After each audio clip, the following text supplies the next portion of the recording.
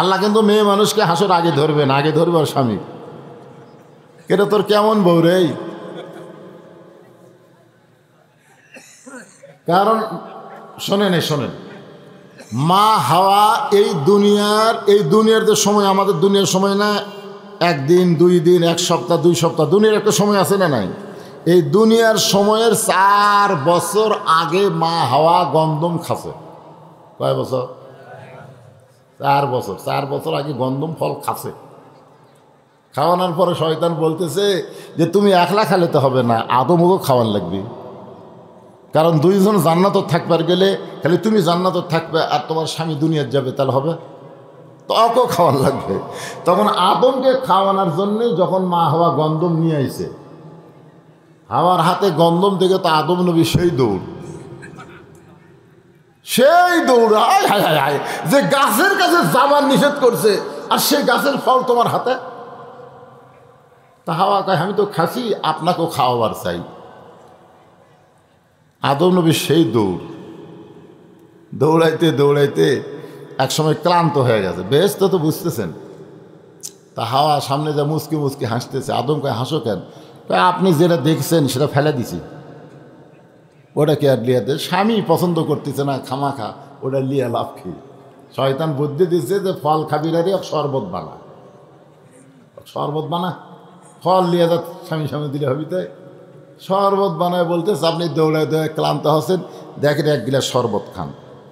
তখন আদম নবী তো গন্ধম ফল খায়নি, ওই শরবত মনে করে খাচ্ছে। খাওয়ার পরে তাকে হাওয়া খালি মুচকি মুচকি হাসতেছে। তা আদম কয় কে রে হাওয়া হাসিস কেন? বলে যেটা ফল আকারে পারিনি সেটা শরবত করে খিলেছে। ওই সময় আদম নবী যে একটা চিৎকার দিয়েছিল, বুঝলেন? কঠিন চিৎকার। নারীরাই হলো পুরুষকে নির্যাতনকারী, নারীরাই হলো পুরুষকে নির্যাতনকারী। যে গাছের কাছে যাইতে আল্লাহ নিষেধ করছে, গেলে জালেম হবে। অলা তাকরা বাহাজি সাজারা ফাতাকুনা মিনাজ জালিমিন। আর সেই গাছের ফল তুই খালি হামাক শরবত করে খাওয়ালি, সাথে সাথে এই ডান হাতে, শোনেন দেখেন, এই ডান হাত মুখের মধ্যে ঢুকায় দিয়ে একেবারে এই পর্যন্ত কবজি পর্যন্ত ঢুকা দিয়ে রক্ত বমি করছে। এরপরে আল্লাহ বলতেছে আদম বার হ জানাতে পারে। আদম কয় আল্লাহ ফল খালো কে? আর বার হওয়ার কোন খায়? আল্লাহ কয় হাওয়া তোর কে হয়? হাওয়া তোমার বউ হয়। তো তোর বউ গন্ধম গাছের কাছে গেল, তখন তুই কুটি আসলো? তোর বউ গন্ধম ফল পাড়া খালো, হাতত লিল, কুটি আসলো? আমি তো খেয়াল করি। তুই খেয়াল করবি না কেন? বিয়ে করবি তুই আর খেয়াল করবো আমি?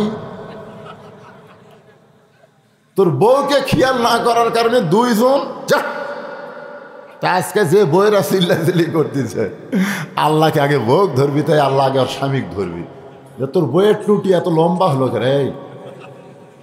দুনিয়াত কি বইয়ের অভাব পড়ছে? বাদ দিয়ে আর একটা বিয়ে করবো। আসলেই তো তাই। যাই আস্তে আস্তে কথা কয়, ছোট ছোট কথা কয়, সেই রকম মেয়ে মানুষকে বাংলাদেশের নাই। তুই একটা দুধের গরু দেখে কিনিস, কোন গরুর দুধ বেশি হবে? তুই একটা আমের গাছ দেখে কিনিস, কোন গাছত আম বেশি ধরবি? তুই সব দেখে কিনা পারিস, তোর বিয়ে করার সময় দেখে পারিস নি? তো কেমনি দেখবো আল্লাহ? ওর মাও দেখবো, ওর নানিক দেখবো না? দেখাই বাজার একটা লিয়াচ্ছে করতেছে।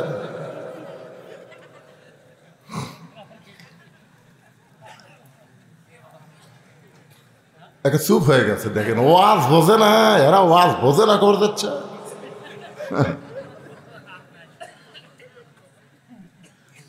তাহলে যেই বক্তা ওয়াজ করবে সেই বক্তার নাম হলো হযরত ওমর। জোরে বলেন নাম কি? যে জায়গায় বসে ওয়াজ করবেন সে জায়গাটার নাম হলো মসজিদে নববী। যে জায়গায় হযরত ওমর ওয়াজ করবেন সে জায়গার নাম হলো মসজিদে নববী। আপনার বলেন তো বক্তা ভালো দেখলেন, কিন্তু যে জায়গায় বসে ওয়াজ করবে সে জায়গাটা কেমন জায়গা? যে জায়গায় 1 রাকাত নামাজ পড়লে, 1 রাকাত নামাজ যদি কেউ আদায় করে, আল্লাহ খুশি হইয়া তার আমল নামায় 50,000 রাকাত নামাজের সওয়াব দিবে। যে মসজিদের পাশেই সবুজ গম্বুজের তলে আমাদের নবী কি শুয়ে আছে, জোরে কোন কি করে আছে? না মরে আছে?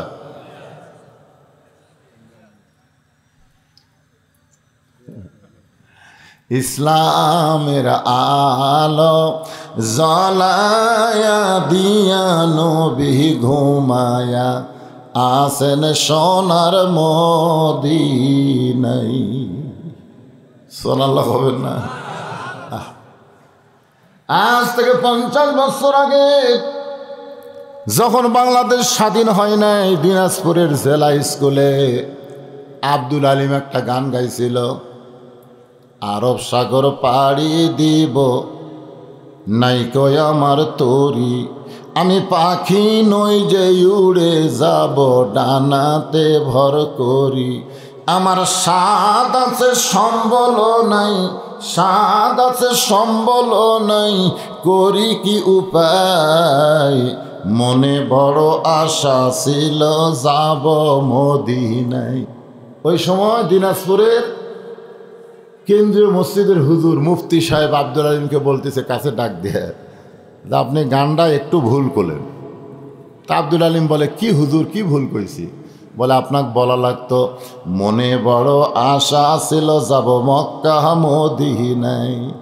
আপনি শুধু মদিনার কথা বলেন, মক্কা কেন বাদ দিলেন? আব্দুল আলিম তখন চোখের পানি বের করে বলে, হুজুর শোনেন, ওই মদিনার মানুষটাকে কেউ যদি আপন করতে পারে, মদিনার মানুষটার সুন্নত আদর্শ কেউ যদি গ্রহণ করতে পারে, তাহলে শুধু মক্কা নয়, মক্কার মালিক পর্যন্ত তার উপর খুশি হয়ে যায়। আসলে মক্কা কি? হ্যাঁ, মক্কা কি রে? মক্কা আল্লাহর ঘর, কাবা আল্লাহর ঘর। কিন্তু নবী যদি কাবার কাছে না থাকে, নবী হিজরত করে মদিনায় যাওয়ার পরে, মক্কা বিজয়ের পরে নবী কাবার দরজা খুলে দেখে 360টা মূর্তি কাবা ঘরের ভিতরে। তার মানে কি বুঝলেন? যে আল্লাহর ঘর কাবা হলেও আল্লাহ কাবা সাইজ করবে না, কাবা সাইজ করতে হবে আল্লাহওয়ালাদের। জোরে কোন কথা ঠিক কিনা? মনে হয় কিছু একটা এদিকে শুরু হচ্ছে বাজার। না না না, মাহফিল কমিটির লোকজন নাই, এই নাই এত চিল্লা চিল্লে। আমি তো আপনাকে নিয়ামত করে এবারে সবচাইতে বেশি মাহফিল করতেছি। মেয়ে মানুষের তো এত চিল্লা চিল্লে আমি কোনো জায়গায় শুনে পাইনি। হ্যাঁ, আপনি দেখ পারবেন? হ্যাঁ, উঠবে না, যাই পারবে তাই উঠবে। হ্যাঁ, যাই পারবে। ওয়াজ করবে একজন যায়, আরো মেয়ে মানুষের মধ্যে সব মরদ মানুষ যাওয়া যাবি তাই? হ্যাঁ হ্যাঁ, কে চিল্লাচ্ছে? কারা চিল্লায়? ইয়ে দেওয়া আছে নাকি? প্রজেক্টর দেওয়া আছে নাকি? হ্যাঁ, প্রজেক্টর চালু আছে না বন্ধ? প্রজেক্টর বন্ধ হল, চালু আছে তো, চালু থাকলে ওরা খেপে গেছে।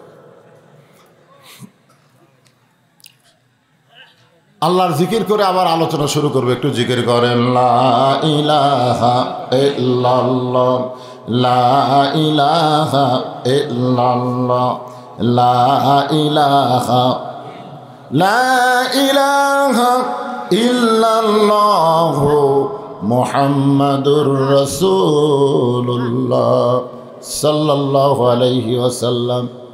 একটু মনোযোগ দেন। যে জায়গায় বসে হযরত ওমর ওয়াজ করবে, ওই জায়গাটা হলো মসজিদে নববী। জোরে বলেন, জায়গার নাম কি? আর ওমর ফারুকের বসে সামনে বসে যারা ওয়াজ শুনবেন তারা হলেন নবীর সাহাবী। এখন আপনারা বলেন, সাহাবীরা শ্রোতা হিসাবে কেমন শ্রোতা? খালি ভালো করলে হবে নাকি? আল্লাহ কোরআন কারিমের মধ্যে বলেছেন, রাদিয়াল্লাহু আনহুম ওয়া রাদু আন যালিকা লিমান খাশিয়া রাব্বাহ। আল্লাহ নবীর সাহাবী যারা বিনা হিসাবে জান্নাত পাবে তারা। তাহলে বক্তা হিসেবে হযরত ওমর 1 নম্বর বক্তা, জায়গা হিসাবে মসজিদ নববী 1 নম্বর জায়গা, শ্রোতা হিসাবে সাহাবীরা হলো 1 নম্বর শ্রোতা। বক্তা ভালো, জায়গা ভালো, শ্রোতা ভালো। এখন বলেন ওয়াজটা কেমন হবে?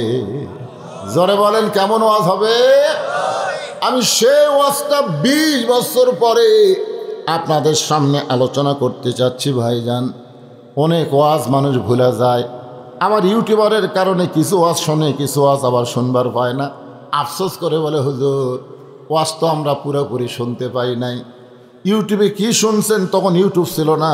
আমি ওয়াজটা যখন করেছি তখন ফেসবুক ছিল না, তখন ওই যে বাটন মোবাইলের মাধ্যমে আপনারা কম্পিউটার থেকে ওয়াজ নিয়ে আসা ঘরে ঘরে শুনছেন।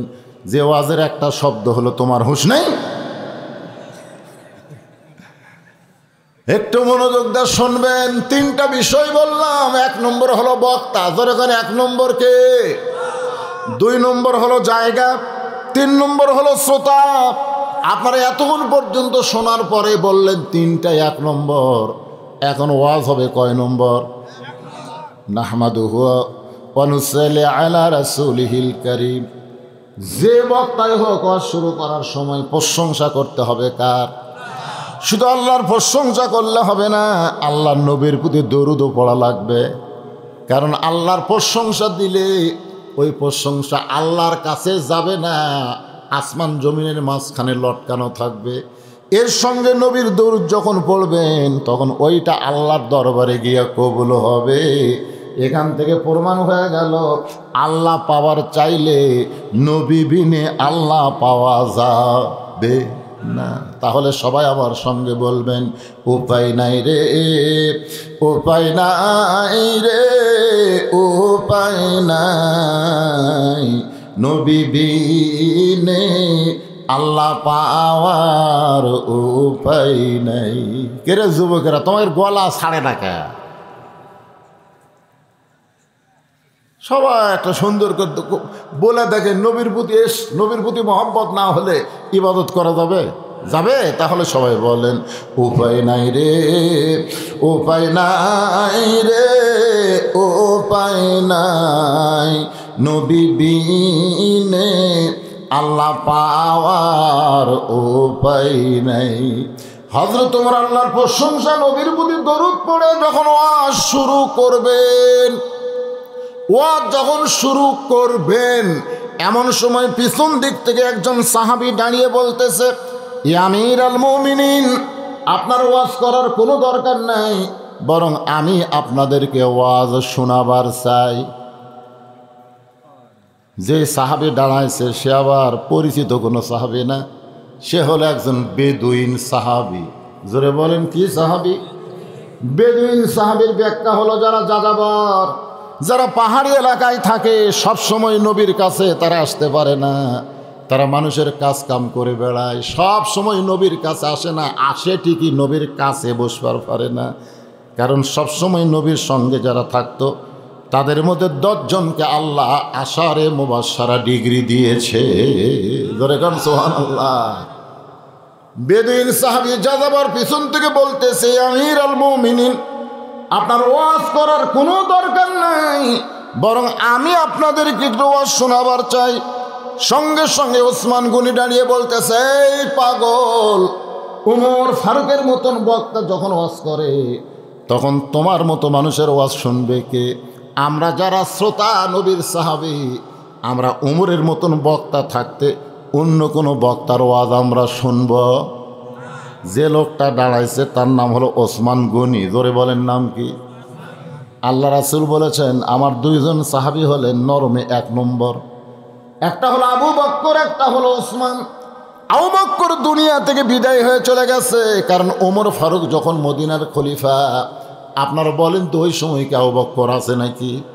তাহলে সবচাইতে নরম মানুষটা গরম হয়ে বলতেছে, এই পাগল, তোমার কি হুঁশ নাই? ওমর ফারুকের মতন বক্তা যেখানে ওয়াজ করে তখন তোমার ওয়াজ শোনার মতন কোনো শ্রোতা নাই। আপনাদের কে কোন দল করেন সেটা ভিন্ন কথা, কে কোন দল করেন সেটা ভিন্ন কথা, কিন্তু একটা কথা আমরা একমত হব যে এই বাংলাদেশে সাইদি সাহেবের চাইতে বড় কোনো বক্তা আছে? আপনি যাই দল করেন, আপনি কওমি করেন, আলিয়া করেন, জামাত করেন, আর যে দল করেন, এমনকি আওয়ামী লীগও যদি করেন, আপনারা বলেন তো সাইদি সাহেবের চাইতে বড় কোনো বক্তা বাংলাদেশে আছে? এ সবাই ধরে কোন আছে? কেউ যদি দেখবার নাও পারে তারপরে সাইদি সাহেবের নাম শুনলে চলো যাই, ঠিক কিনা বলেন? মনে করেন আপনাকে বোঝানোর জন্য বলতেছি, যেখানে সাইদি সাহেব বসে ওয়াজ করতেছে আর আমি পিছন থেকে বলতেছি হুজুর আপনার ওয়াজ আমরা শুনবো না, আমি একটু ওয়াজ করবো, আপনাকে শোনাবার চাই, আপনারা আমাকে চান্স দেবেন। তাহলে ওসমান গনি ঠিক করছে না ভুল করছে? কিন্তু হযরত ওমর আল্লাহর কোরআন থেকে তেলাওয়াত করলেন, আতিউল্লাহ ওয়া আতিউর রাসূল ওয়া উলিল আমরি মিনকুম, আল্লাহর আনুগত্য করো, নবীর অনুসরণ করো, আমি যে তোমাদের আমির, তোমরা কি আমাকে মানো? সমস্ত সাহাবী বলতেছে একবার মানি, 100 বার মানি, 1000 বার মানি। ওমর ফারুক বলতেছেন তাহলে আমি চেয়ারে বসে থাকার পরে ওসমান গনি তুমি কেমনে দাঁড়ালা, বরং তুমি বসো। ওসমান গনিকে হযরত ওমর বসায় দিয়া এইভাবে জোড়হাত করে ওমর ফারুক বলতেছেন, ভাই তুমি যখন ওয়াজ করবার চাও আমি ওমরের কোনো আপত্তি নাই। এখান থেকে কি প্রমাণ হলো, ওমর ফারুক যখন নবীর সাহাবী ছিলেন তখন 1 নম্বর গরম ছিলেন। 1 নম্বর গরম, রাস্তা দিয়ে যদি যায় শয়তানও 40 দিন যাইতে ভয় পায়, জোরে কোন সুবহানাল্লাহ। কিন্তু ওমর ফারুক যখন খলিফা হলেন তখন তার মতন নরম মানুষ কেউ ছিল না, জোরে কোন সুবহানাল্লাহ। কারণ আল্লাহর কোরআনের আইন তার উপরে, ইন্নাল্লাহা ইয়ামুরুকুম আন তুআদ্দুল আমানাতি ইলা আহলিহা ওয়া ইযা হাকামতুম বাইনান নাস আন তাহকুমু বিল আদল, জোরে বলেন আল্লাহু আকবার।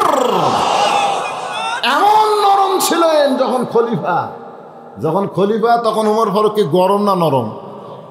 রাতের বেলা মদিনার অলিগলি ঘুরতেছে, দেখে তাঁবু টাঙ্গানো আছে, তাঁবুর বাইরে একটা লোকটা উত্তরে যায় দক্ষিণে যায়, উত্তরে যায় দক্ষিণে যায়। ওমর ফারুক লোকটাকে শান্ত করার জন্য, আল্লাহ রাসূল বলেছেন কোনো অশান্ত মানুষকে যদি শান্ত করতে চাও তাহলে তাকে সালাম দাও, যেরকম কি দাও। ওমর ফারুক রাত্রে লোকটাকে সালাম দিচ্ছে, আসসালামু আলাইকুম। লোকটা সালামের উত্তর দেয় না। ওমর ফারুক মনে করছে কানে কম শোনে, জোরে আসসালামু আলাইকুম, লোকটা সালামের উত্তর দেয় না। ওমর ফারুক মনে করছে বোধহয় বুঝেই না সালাম রে, কাছে যায় হাত, আসসালামু আলাইকুম। লোকটা বলতেছে এই তুই আমার সালাম দিস, আমি সালামের উত্তর দেই না, তারপরে আবার দেশ, তার মানে তুই সালামের উত্তর বুঝিস? ওমর ফারুককে ওই লোকটা বলতে তুই সালামের উত্তর বুঝিস? যে ওমর রাস্তাতে গেলে শয়তান কয়দিন যায় না, আর সেই ওমরকে লোকটা বলতে তুই কি সালামের উত্তর বুঝিস? ওমর ফারুক চোখের পানি বের করে বললেন, ভাই আমার মতন বোকা মানুষ এই দুনিয়াতে কেউ নাই, তাহলে সালামের অর্থটা কি তোমার কাছে আমি জানবার চাই।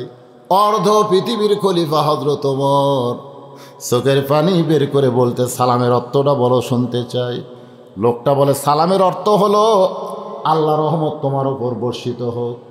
ওমর ফারুক বলে, এই জন্যই তো তোমাকে সালাম দিলাম, তুমি উত্তর দিকে দক্ষিণ দিকে যাওয়া আসা করতেছ, আল্লাহ রহমতে তুমি যেন ধৈর্য ধারণ করো। বলে, প্রতীক তুই জানিস না আমার বাড়ি হলো অমুক জায়গায়, আমি গভীর রাত্রে আমার গর্ভবতী বউকে নিয়ে আমি অমুক কবিলায় যাওয়ায়, অমুক গ্রামে যাওয়ায় নিয়ত করেছি, কারণ ওই গ্রামটা হলো আমার শ্বশুর বাড়ি। দিনের বেলার চাইতে কোরআনের আইন যখন চালু হবে তখন রাতের বেলা মানুষ চলাচল করতে আরাম পাবে, ধরে কারণ সুবহানাল্লাহ। আমার গর্ভবতী বউকে নিয়ে আমি আমার শ্বশুর বাড়িতে রওনা দিলাম রাতের বেলায়, কিন্তু এই মাঝপথে আমার বউয়ের প্রসব বেদনা এত বাইরে গেছে, আমি তাঁবু টাঙ্গায় দিয়ে সেই তাঁবুর মধ্যে আমার বউটা প্রসবের বেদনায় চিল্লাচিল্লি করতেছে। আমি হতবাগা স্বামী কি করব, এই জন্যে বাহিরে ঘোরাফেরা করতেছি।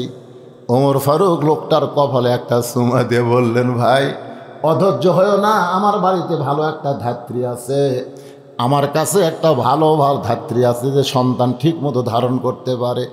এই বলে হযরত ওমর এক দৌড়ে বাড়িতে আসলেন, দরজায় ডাকলেন, আব্দুল্লাহর মা। ওমর ফারুকের একটা ছেলের নাম হলো আব্দুল্লাহ, যে আব্দুল্লাহর যোগ্যতা হলো 6 লক্ষ হাদিসের হাফেজ, আবার 30 পারা কোরআনের হাফেজ। আপনাকে বলতে চাইতাম না, আজকে যখন ধরা পড়ে গেছি তাহলে শোনেন, আপনি যখন বাড়ি থেকে বার হয়ে যান আমি কোনো দিন বিছনায় ঘুমাই না, আমি সব সময় দরজার কাছে দাঁড়িয়ে আল্লাহর কাছে দোয়া করি, আল্লাহ যেদিন থেকে আমার স্বামী মদিনার খলিফা হয়েছে সেদিন থেকে মানুষের খাদিম হয়ে গেছে, মানুষের চাকর হয়ে গেছে। মানুষের দুঃখ কষ্ট দেখার জন্যে রাতের বেলা বের হয়ে যায়। আমার স্বামীকে তুমি হেফাজত করো আল্লাহ। ওগো স্বামী, তুমি ঘুরবা রাস্তায় রাস্তায়, আর আমি আরামের বিছনায় ঘুম পাড়বো, এমন আব্দুল্লাহর মা আমি নই। তাহলে প্রতিদিন তাহাজ্জুদের নামাজের সময় আসেন, আজকে এত তাড়াতাড়ি কেন আসলেন? ওমর ফারুক বলে, আব্দুল্লাহর মা, জান্নাতে যদি যাবার চাও তাহলে তাড়াতাড়ি অস্ত্র নিয়ে বার হও। বলে কিসের অস্ত্র? বলে একটা প্রসবের বেদনায় কান্না, মেয়েটা প্রসবের যাতনায় অস্থির, মেয়েটার বাচ্চা ধরা লাগবে। এখন অস্ত্র নিয়ে বউকে নিয়ে চলে গেছেন, তাঁবুর ওপার থেকে ভিতর দিকে ঢুকাইয়া দিয়েছেন। কিছুক্ষণ পরে ওমর ফারুকের বিবি ডাকতে বলে, ইয়া আমিরুল মুমিনিন, আপনার বন্ধুকে খবর দেন, আপনার বন্ধু একটা পুত্র সন্তানের বাবা হয়ে গেছে। আপনারা তো সুবহানাল্লাহ বলতেছেন, কিন্তু লোকটা থরথর করে কাঁপতেছে। ওমর ফারুক বলে, ভাই কাঁপার কারণ কি? বলে, আপনি অর্ধ পৃথিবীর খলিফা হয়ে আমারে তিনবার সালাম দিয়েছেন, আমি সালামের উত্তর দেইনি, আপনার সঙ্গে খারাপ ব্যবহার করলাম, এরপরেও আপনার বউ দিয়া আমার গর্ভবতী বিবির বাচ্চা খালাস করলেন। ওমর ফারুক বলে, আল্লাহর বান্দা, যতদিন আমি নবীর সাহাবী ছিলাম ততদিন আমি বড় গরম ছিলাম রে, কিন্তু যেদিন খেলাফতের দায়িত্ব পাইছি সেদিন থেকে আমার চাইতে নরম মানুষ আর দুনিয়াতে কেউ না। সুবহানাল্লাহ। ওমর ফারুক বেদুইন সাহাবীকে কাছে ডাকলেন। সাহাবী যখন কাছে আসতেছে, ওমর ফারুক আস্তে করে চেয়ার ছেড়ে ওই শ্রোতাদের কাছে, সাহাবীদের কাছে গিয়ে বসলেন। বেদুইন সাহাবীকে চেয়ার ছেড়ে দিলেন, কারণ বক্তাকে চেয়ার ছেড়ে দিয়ে ওমর ফারুক যখন নিচে বসতে যাবেন, এমন সময় বেদুইন সাহাবী ওমর ফারুকের ডান হাতখানা ধরে বলতেছে, উলিল আমরি মিনকুম, আমিরকে মানতে হবে, আমিরুল মুমিনিন, আপনি চেয়ারেই বসেন, আমি দাঁড়িয়ে দাঁড়িয়ে তিনটা ওয়াজ করতে চাই। ওমর ফারুক চেয়ারে বসার পরে বেদুইন সাহাবী শুরু করলেন, নাহমাদুহু ওয়া নুসাল্লি আলা রাসূলিহিল কারীম। মাত্র তিনটা ওয়াজ। জোরে বলেন, কয় ওয়াজ? 1 নম্বর ওয়াজ হলো আশহাদু মা লাম আরা, আমি না দেখা জিনিসের সাক্ষী বাড়ি। 2 নম্বর ওয়াজ হলো ইন্নী উহিব্বুল ফিতনা, আমি ফিতনাকে মহব্বত করি। আর 3 নম্বর ওয়াজ হলো ইকরাহুল হক, আমি হককে পছন্দ করি না। এই 3টা কথা যেই মাত্র কইছে, প্রত্যেকটা সাহাবী খালি রাগে গড় গড় গড় গড় করতেছে, রাগে খালি সকলের শরীর খালি থর থর করে কাঁপতেছে। ওমর ফারুকের রাগ উঠেছে, সিহারা রক্তের মতো লাল হয়ে গেছে, কিন্তু রাগটা কন্ট্রোল করে বললেন, ভাইজান তুমি যে 3টা ওয়াজ করলা, এই 3টা ওয়াজ মুসলমানের সামনে চলবে না, কারণ তুমি প্রথম ওয়াজ করেছ আমি না দেখা জিনিসের সাক্ষী মারি, না দেখা সাক্ষী দেওয়া যাবে না। তুমি 2 নম্বর ওয়াজ করেছ আমি ফিতনাকে মহব্বত করি, রাসূল বলেছে আল ফিতনা তো আসাদ্দু মিনাল কতল, আল ফিতনা তো আসাদ্দু মিনাল জিনা, ফিতনা হলো জিনা কতলের চাইতেও মারাত্মক গুনাহ। আর তুমি বলেছো ইকরাহুল হক, আমি হককে পছন্দ করি না, ওয়াতাওয়াসাউ বিল হক, আল্লাহ হকের দাওয়াতের কথা কোরআনে বলেছেন। তুমি ভুল ওয়াজ করেছো ভাই, তুমি ওয়াজ পাল্টাও, তুমি ওয়াজ পাল্টাও। ওমর ফারুক শরীর কিন্তু রাগ উঠে গেছে, তারপরও খলিফা হওয়ার কারণে বলতেছেন ওয়াজ পাল্টাও, যদি ওয়াজ না পাল্টাও তাহলে জনগণ সাহাবী কিন্তু তোমাকে গণধোলাই দিবি। জোরে কোন কি ধোলাই? কারণ মুসলমানের সামনে সব ওয়াজ করা যাবে। আজকে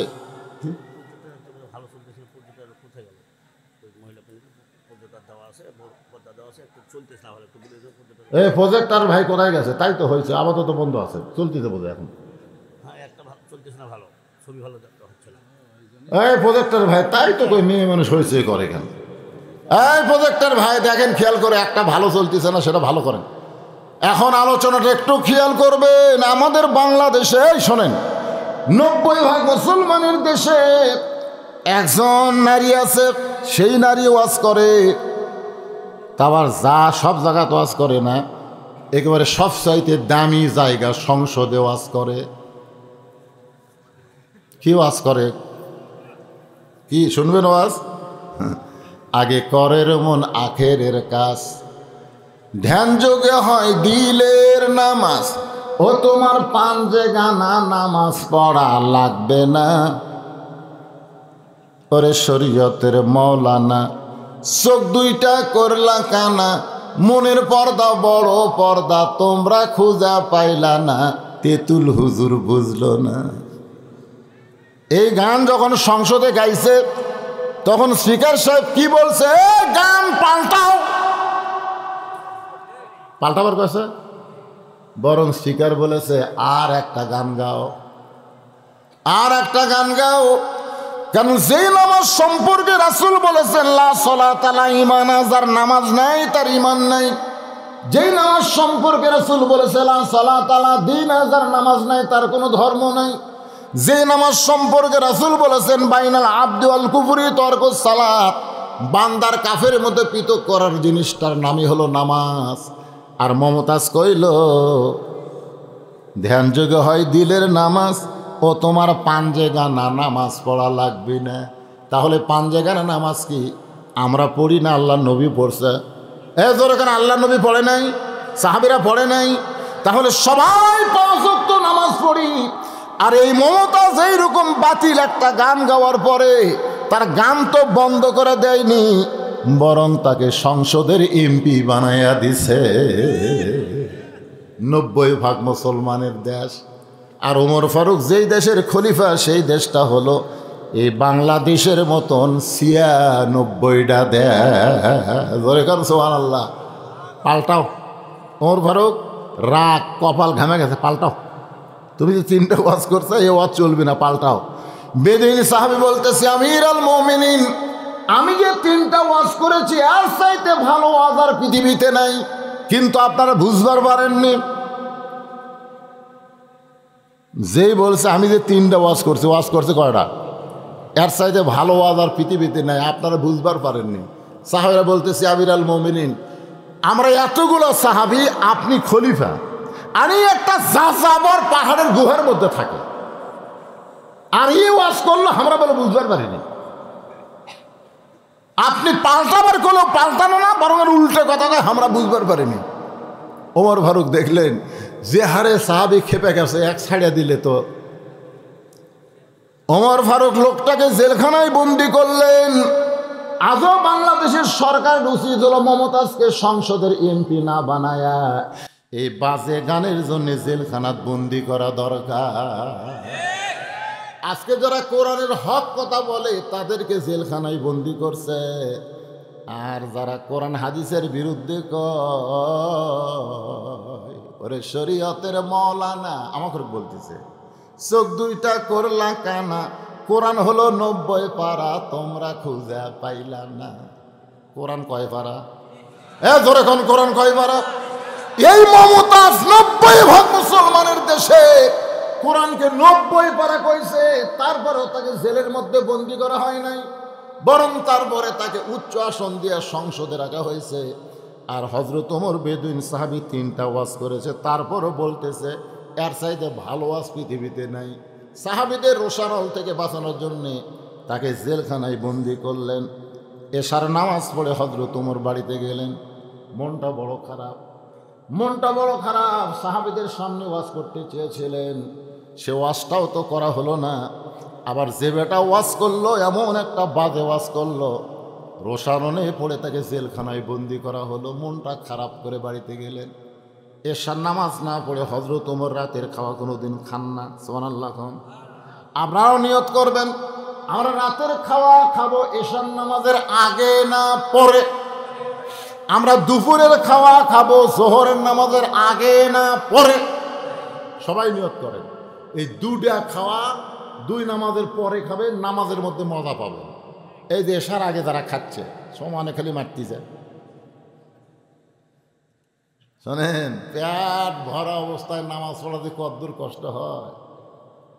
আজ থেকে আপনারা এরকম নিয়ত করতে পারবেন যে হুজুর আমি ঈশার নামাজ না পড়ে রাতের খাওয়া খাবো না। পারবেন? নিয়ত করতে পারবেন? জোহরের নামাজ না পড়ে আমি দুপুরের খাওয়া খাবো না।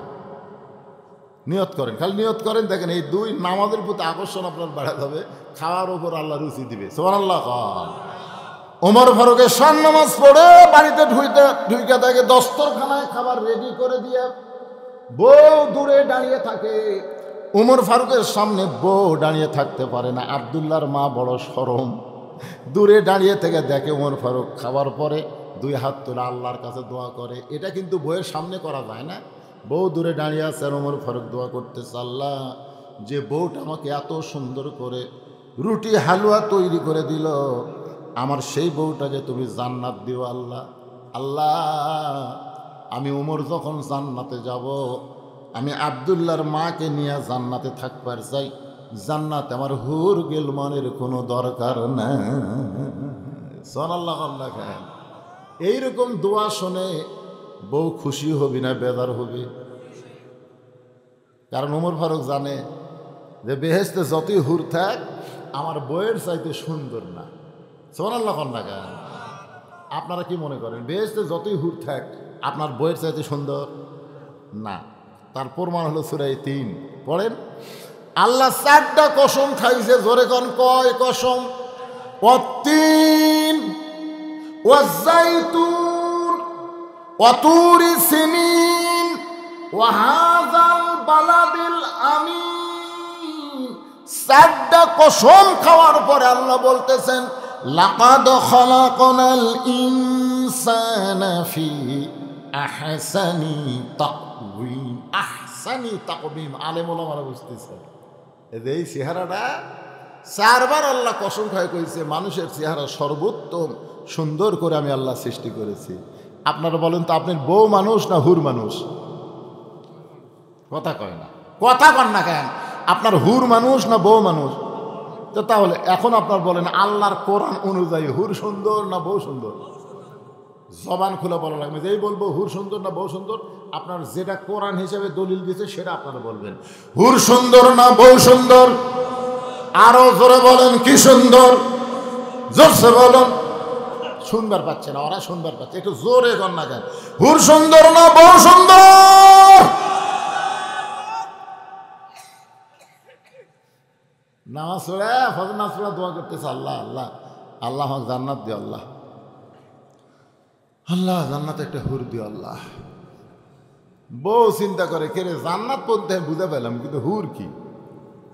নামাজ শেষ করলে বলতেছে, কে গো স্বামী তুমি যে হুর চাইলে হুর কি? বলে হুর হলো সুন্দরী, তোর মতন বেয়া চাহিদা না। দুনিয়াতে ঠকছি মরার পরে আর ঠকবো না, এই জন্য জান্নাত আল্লাহ হুর, আল্লাহ তাআলা আমাকে হুর দেয়। বউ চিন্তা করে কারেন্ট গেলে আমি পাঁকা হাঁকে, ওর ফাটা পাওয়াত আমি ভেজলিন দিয়ে দিই, ওর সামনে 3 বেলা আমি খাবার বাড়াতে, লবণ কম হলে সেই গরম হয়, তেল বেশি হলে ওরে বাবারে খাবার চায় না।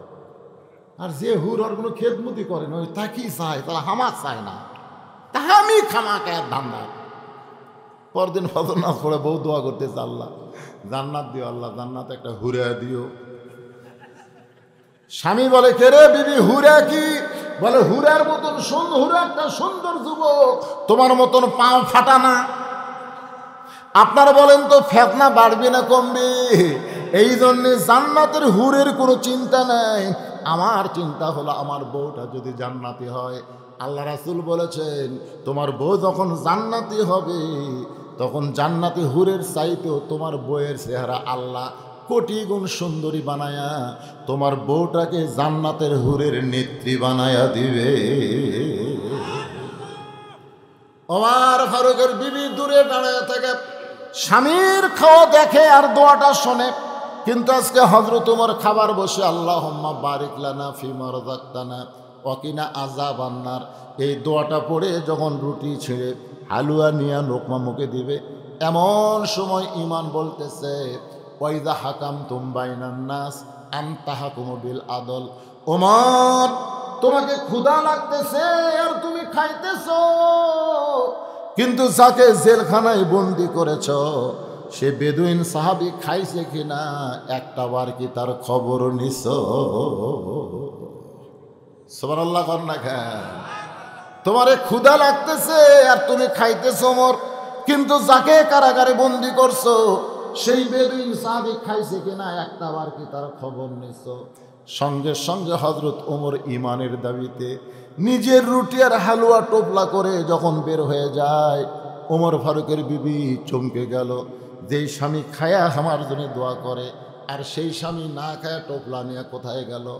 ওমর ফারুক গভীর রাত্রে বেদুইন সাহাবীর জেলখানার দরজায় সালাম দিয়ে বলে, ভাইজান এই দেখো তোমার জন্য রুটি আর হালুয়া নিয়ে আইছি। বেদুইন সাহাবী মুচকি মুচকি হাসি আর বলে, আল্লাহর কোরআন দিয়ে যখন রাষ্ট্র চলে তখন নেতা খাওয়ার আগে কয়েদির খাওয়া আগে হয়। সুবহানাল্লাহ। আল্লাহর এই কোরআন দিয়া যখন রাষ্ট্র চলবে তখন নেতারা খাওয়ার আগে দুঃখী মানুষের আগে খাবে। সুবহানাল্লাহ।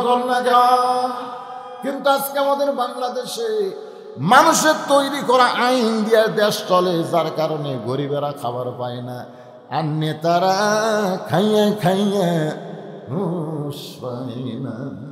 জোরে কর ঠিক কিনা? এই যে নেতার খাওয়া, মাঝে মাঝে ফেসবুকে দেখা যায় এক নেতার সামনে প্রায় 42 আইটেমের তরকারি।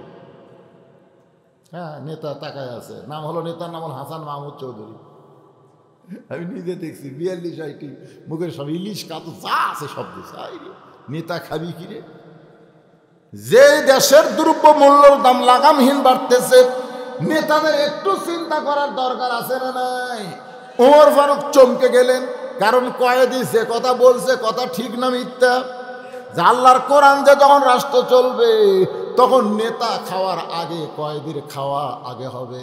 ওমর ফারুক বাড়িতে চলে গেলেন। নিজের বিছনায় যখন ঘুমাতে যাবেন, বউ বলে, স্বামী গো, আমি দূর থেকে কিন্তু দেখতে পেয়েছি আপনি কিন্তু খাবার খান নাই, খাবার টোপলা করে কোথায় যেন পৌঁছায় দিলেন।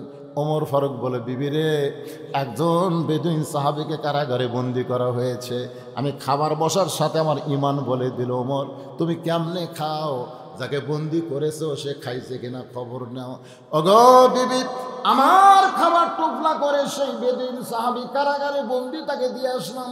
বউ বলে, স্বামী আপনি জানেন না, আপনি না খাইলে আমি কোনোদিন খাই না। আমার যে খাওয়াটা আছে, আসেন আমরা দুইজন মিলে খাই। ক্ষুধা পেটে দাওয়াত দিলে কিন্তু আর দেরি হয় না। করে কোন কথা ঠিক কিনা? ওমর ফারুক তার বউয়েরটা সামনে নিয়ে স্বামী স্ত্রী দুইজন মিলে যখন খাবার যাবে, আল্লাহুম্মা বারিক লানা ফিমা রাযাকতানা ওয়া কিনা আযাবান নার বিসমিল্লাহ বারাকাতিল্লাহ বলে ওমর ফারুক রুটি আর হালুয়া নিয়ে যখন মুখে দিবার যাবে, এমন সময় ইমান বলতেছে, ওমর যাকে কারাগারে বন্দি করেছো তাকে তোমার খাবার দিছ, কিন্তু সে যদি বাড়ির কর্তা হয়, সে যদি বাড়ির অভিভাবক হয়, আর অভিভাবক যদি কারাগারে বন্দি থাকে, তার বাড়ির খবর না নিয়ে তুমি কেমনে খাও? ওয়াইদা হাকামতুম বাইনান নাস আন তাহকুমু বিল আদল। আল্লাহু আকবার। ওমর ফারুকের হাত থেকে রুটি পড়ে গেল, হালুয়ার জায়গায় হালুয়া। বউ বলে, স্বামী গো, আপনি কি খাবেন না? আমার খাবার আপনি দুইজন মিলে খাবার চায়, কিন্তু সেই খাবার খাইতে গিয়ে আপনি কেন হাতটা থরথর করে কাঁপতেছে? ওমর বলে, বিবি রে, যাকে কারাগারে বন্দি করেছি তার কাছে আমার খাবার পৌঁছায় দিলাম, কিন্তু তোমার খাবার যখন খাইতে যায় তখন আমার ইমান বলতেছে, সে যদি বাড়ির কর্তা হয়, আর বাড়ির কর্তা যদি কারাগারে বন্দি থাকে, তার বাড়ির খবর না নিয়ে তুমি কেমনে খাও? বিবি রে, আজকের আমার খাওয়ার হবে না, বরং তুমি খাও, আমি না খাইয়া ঘুম পাড়তে চাই। বউটা মুচকে হাসি দিয়ে স্বামীর কপালে চুম্বন দিয়ে বলে, স্বামী গো, আপনি কি মনে করেছেন আমি খাবো আর আপনি খাবেন না? হবে না, বরং আমার খাওয়া টোপলা করে আপনার হাতে দিয়ে দিলাম। যাকে বন্দি করেছেন তার বাড়িতে এই খাবার পৌঁছায়া দেন। লিল্লাহে তাকবীর। গভীর রাত্রে হযরত ওমর নিজে না খাইয়া, বিবি না খাইয়া, ওই খাবার টোপলা নিয়া পাহাড়ি এলাকায় বেদুইন সাহাবীর বাড়ির দিকে রওনা দিলেন। বাজান, পাহাড়ি এলাকায় কোন জায়গায় থাকে সেই বেদুইন সাহাবী, ওই জায়গা হযরত ওমর খুঁজে খুঁজে দেখে। বাড়ির দরজায় একটা ছোট্ট বাচ্চা বাবা বাবা বলে কাঁদতেছে। একটা ছোট্ট বাচ্চা, কিতাবের মধ্যে লেখছে বয়স হলো মাত্র 7 বছর। জোরে কোন কয় বছর? 7 বছরের একটা ছোট্ট বাচ্চা বাবা বাবা বলে কাঁদতেছে আর বলতেছে, বাবা সকালবেলা বাড়ি থেকে বের হয়ে গেলেন, সন্ধ্যা ঘনিয়ে রাত হয়ে গেল, এখনো পর্যন্ত আপনি কেন বাড়িতে আসেন না? বাবা গো, আপনি কি জানেন না আপনি ছাড়া আমি ঘুমাই না, আপনি ছাড়া আমি খাই না, বাবা এত রাত হয়ে যায় আপনি কেন আসেন না? ওমর ফারুক বুঝতে পারলেন যাকে কারাগারে বন্দি করেছি এটা তারই সন্তান হবে। বাবার আদরণীয় হযরত ওমর ছেলেটার হাত ধরে বুকের মধ্যে জাপটি ধরে বললেন, বাবা আজকে তোর বাবা হয়তো আসতে পারবে না, কোনো কাজে হয়তো আটকে গেছে, আমি তোমার বাবা হইয়া এই যে খাবার আনছে এই খাবারটা তুমি খাও। ছোট্ট ছেলে বলে, পথিক তুমি কি আল্লাহর কোরআন পড়ো না? জোরে গান সুবহানাল্লাহ। 7 বছরের একটা ছেলে ওমর ফারুককে বলে, পথিক তুমি কি আল্লাহর কোরআন পড়ো না? আল্লাহ কোরআনের মধ্যে বলেছেন, ওয়াকাযা রাব্বুকা আল্লা তা'বুদু ইল্লা ইয়াহু ওয়ালিদাইনি ইহসানান।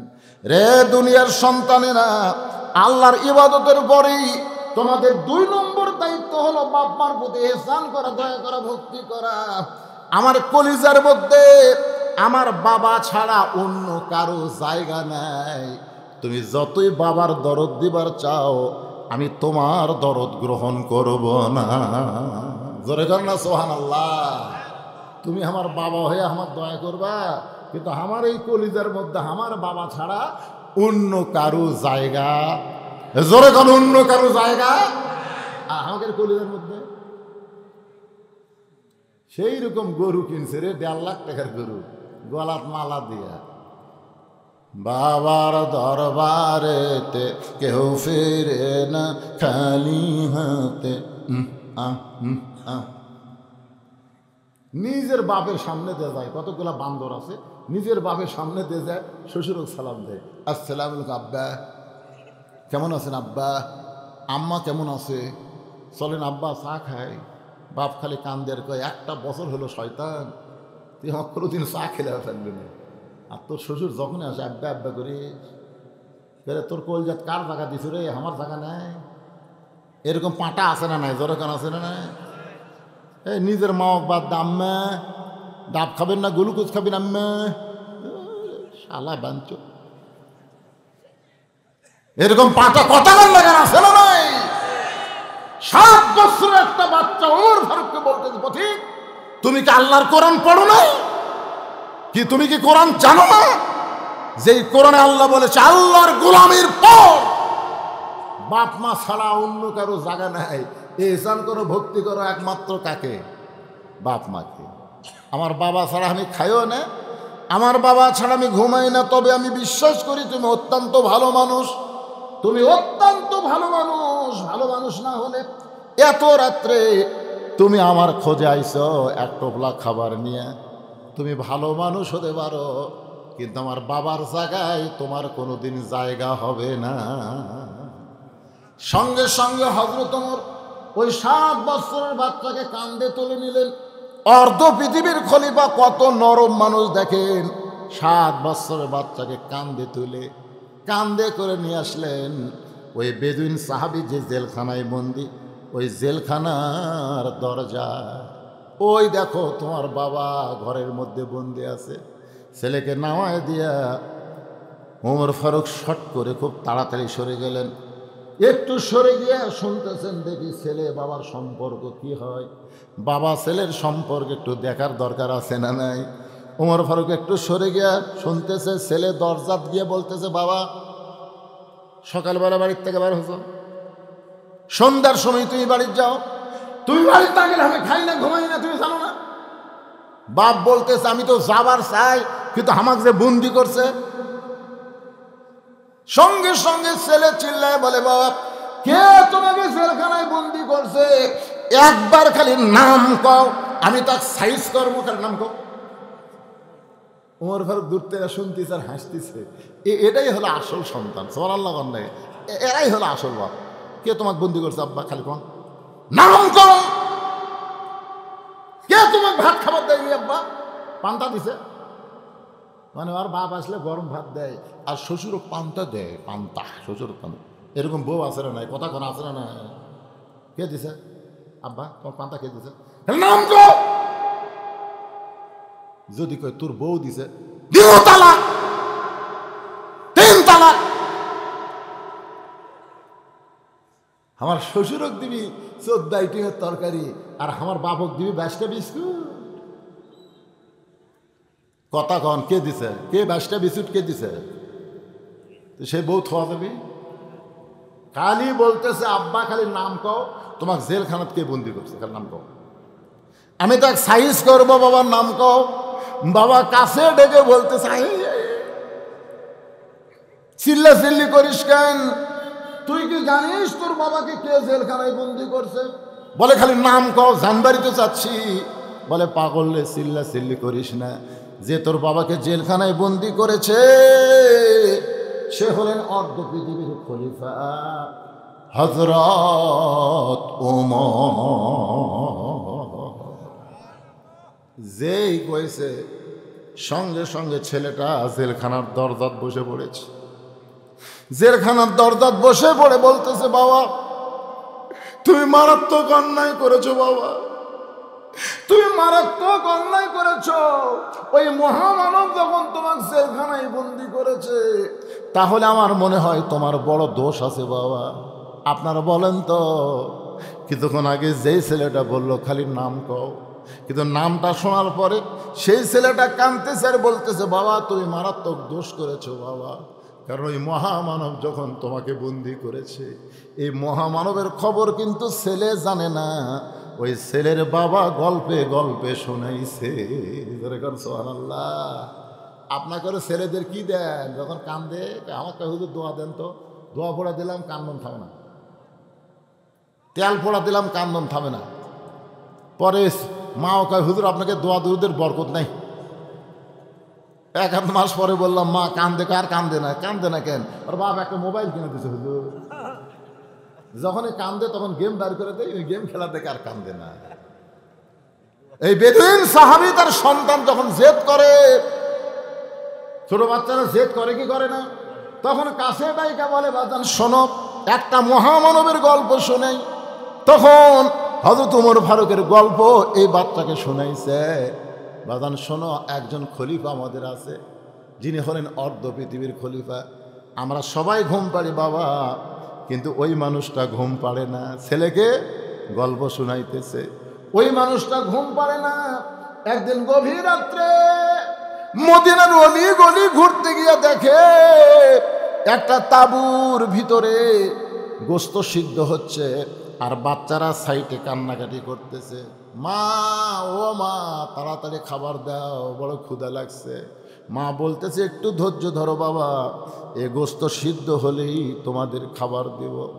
ওমর ফারুক চিন্তায় পড়ে গেলেন, দুম্বার গোস্ত হলে 8 ঘন্টা, উটের গোস্ত হলে 1 ঘন্টা লাগবে, কিন্তু এত রাত হয়ে গেল এখন পর্যন্ত গোস্ত সিদ্ধ হয় না। ওই ছেলেটাকে বেদুইন সাহাবী এই মহামানবের গল্প শুনাইছে। এখন হযরত ওমর বলতেছে, মা তোমার 2টা বাচ্চা ক্ষুধার জ্বালায় কান্দে, আর তোমার গোস্ত সিদ্ধ হয় না, এমন কি গোস্ত তুমি সিদ্ধ করো? মা বলতেছে, পথিক এই রাস্তা দিয়ে তুমি চলে যাচ্ছ, যাও, আমাদের দুঃখের খবর নিয়ে কি করবা? পথিক রে, আমাদের বাড়ি হলো ইয়ামিন দেশে, আমরা এসেছিলাম হযরত ওমর ফারুকের কাছে, কিন্তু বিকেল বেলা এত মানুষের ভিড়, আমার 2টো এতিম বাচ্চাকে নিয়ে আমি যাবার পারি নাই। আমি মনে করলাম আগামীকাল সকাল বেলায় যাব, এই জন্য রাতের বেলা তাঁবু টাঙ্গাইয়া আমি 2টা সন্তানকে নিয়ে ঘুমাবার চাই, কিন্তু আমার সন্তান 2টার পেটে এত খিদা লাগছে, খালি কান্দে। ওদের সান্ত্বনা দেওয়ার জন্যে পাথর আর পানি পাতিতে তুলে দিয়ে আমি নিচে আগুন লাগাইছি। পথিক রে, এই পাথর কোনোদিন সিদ্ধ হবে না। আমার 2টা সন্তান কান্না বন্ধ করতেছে না।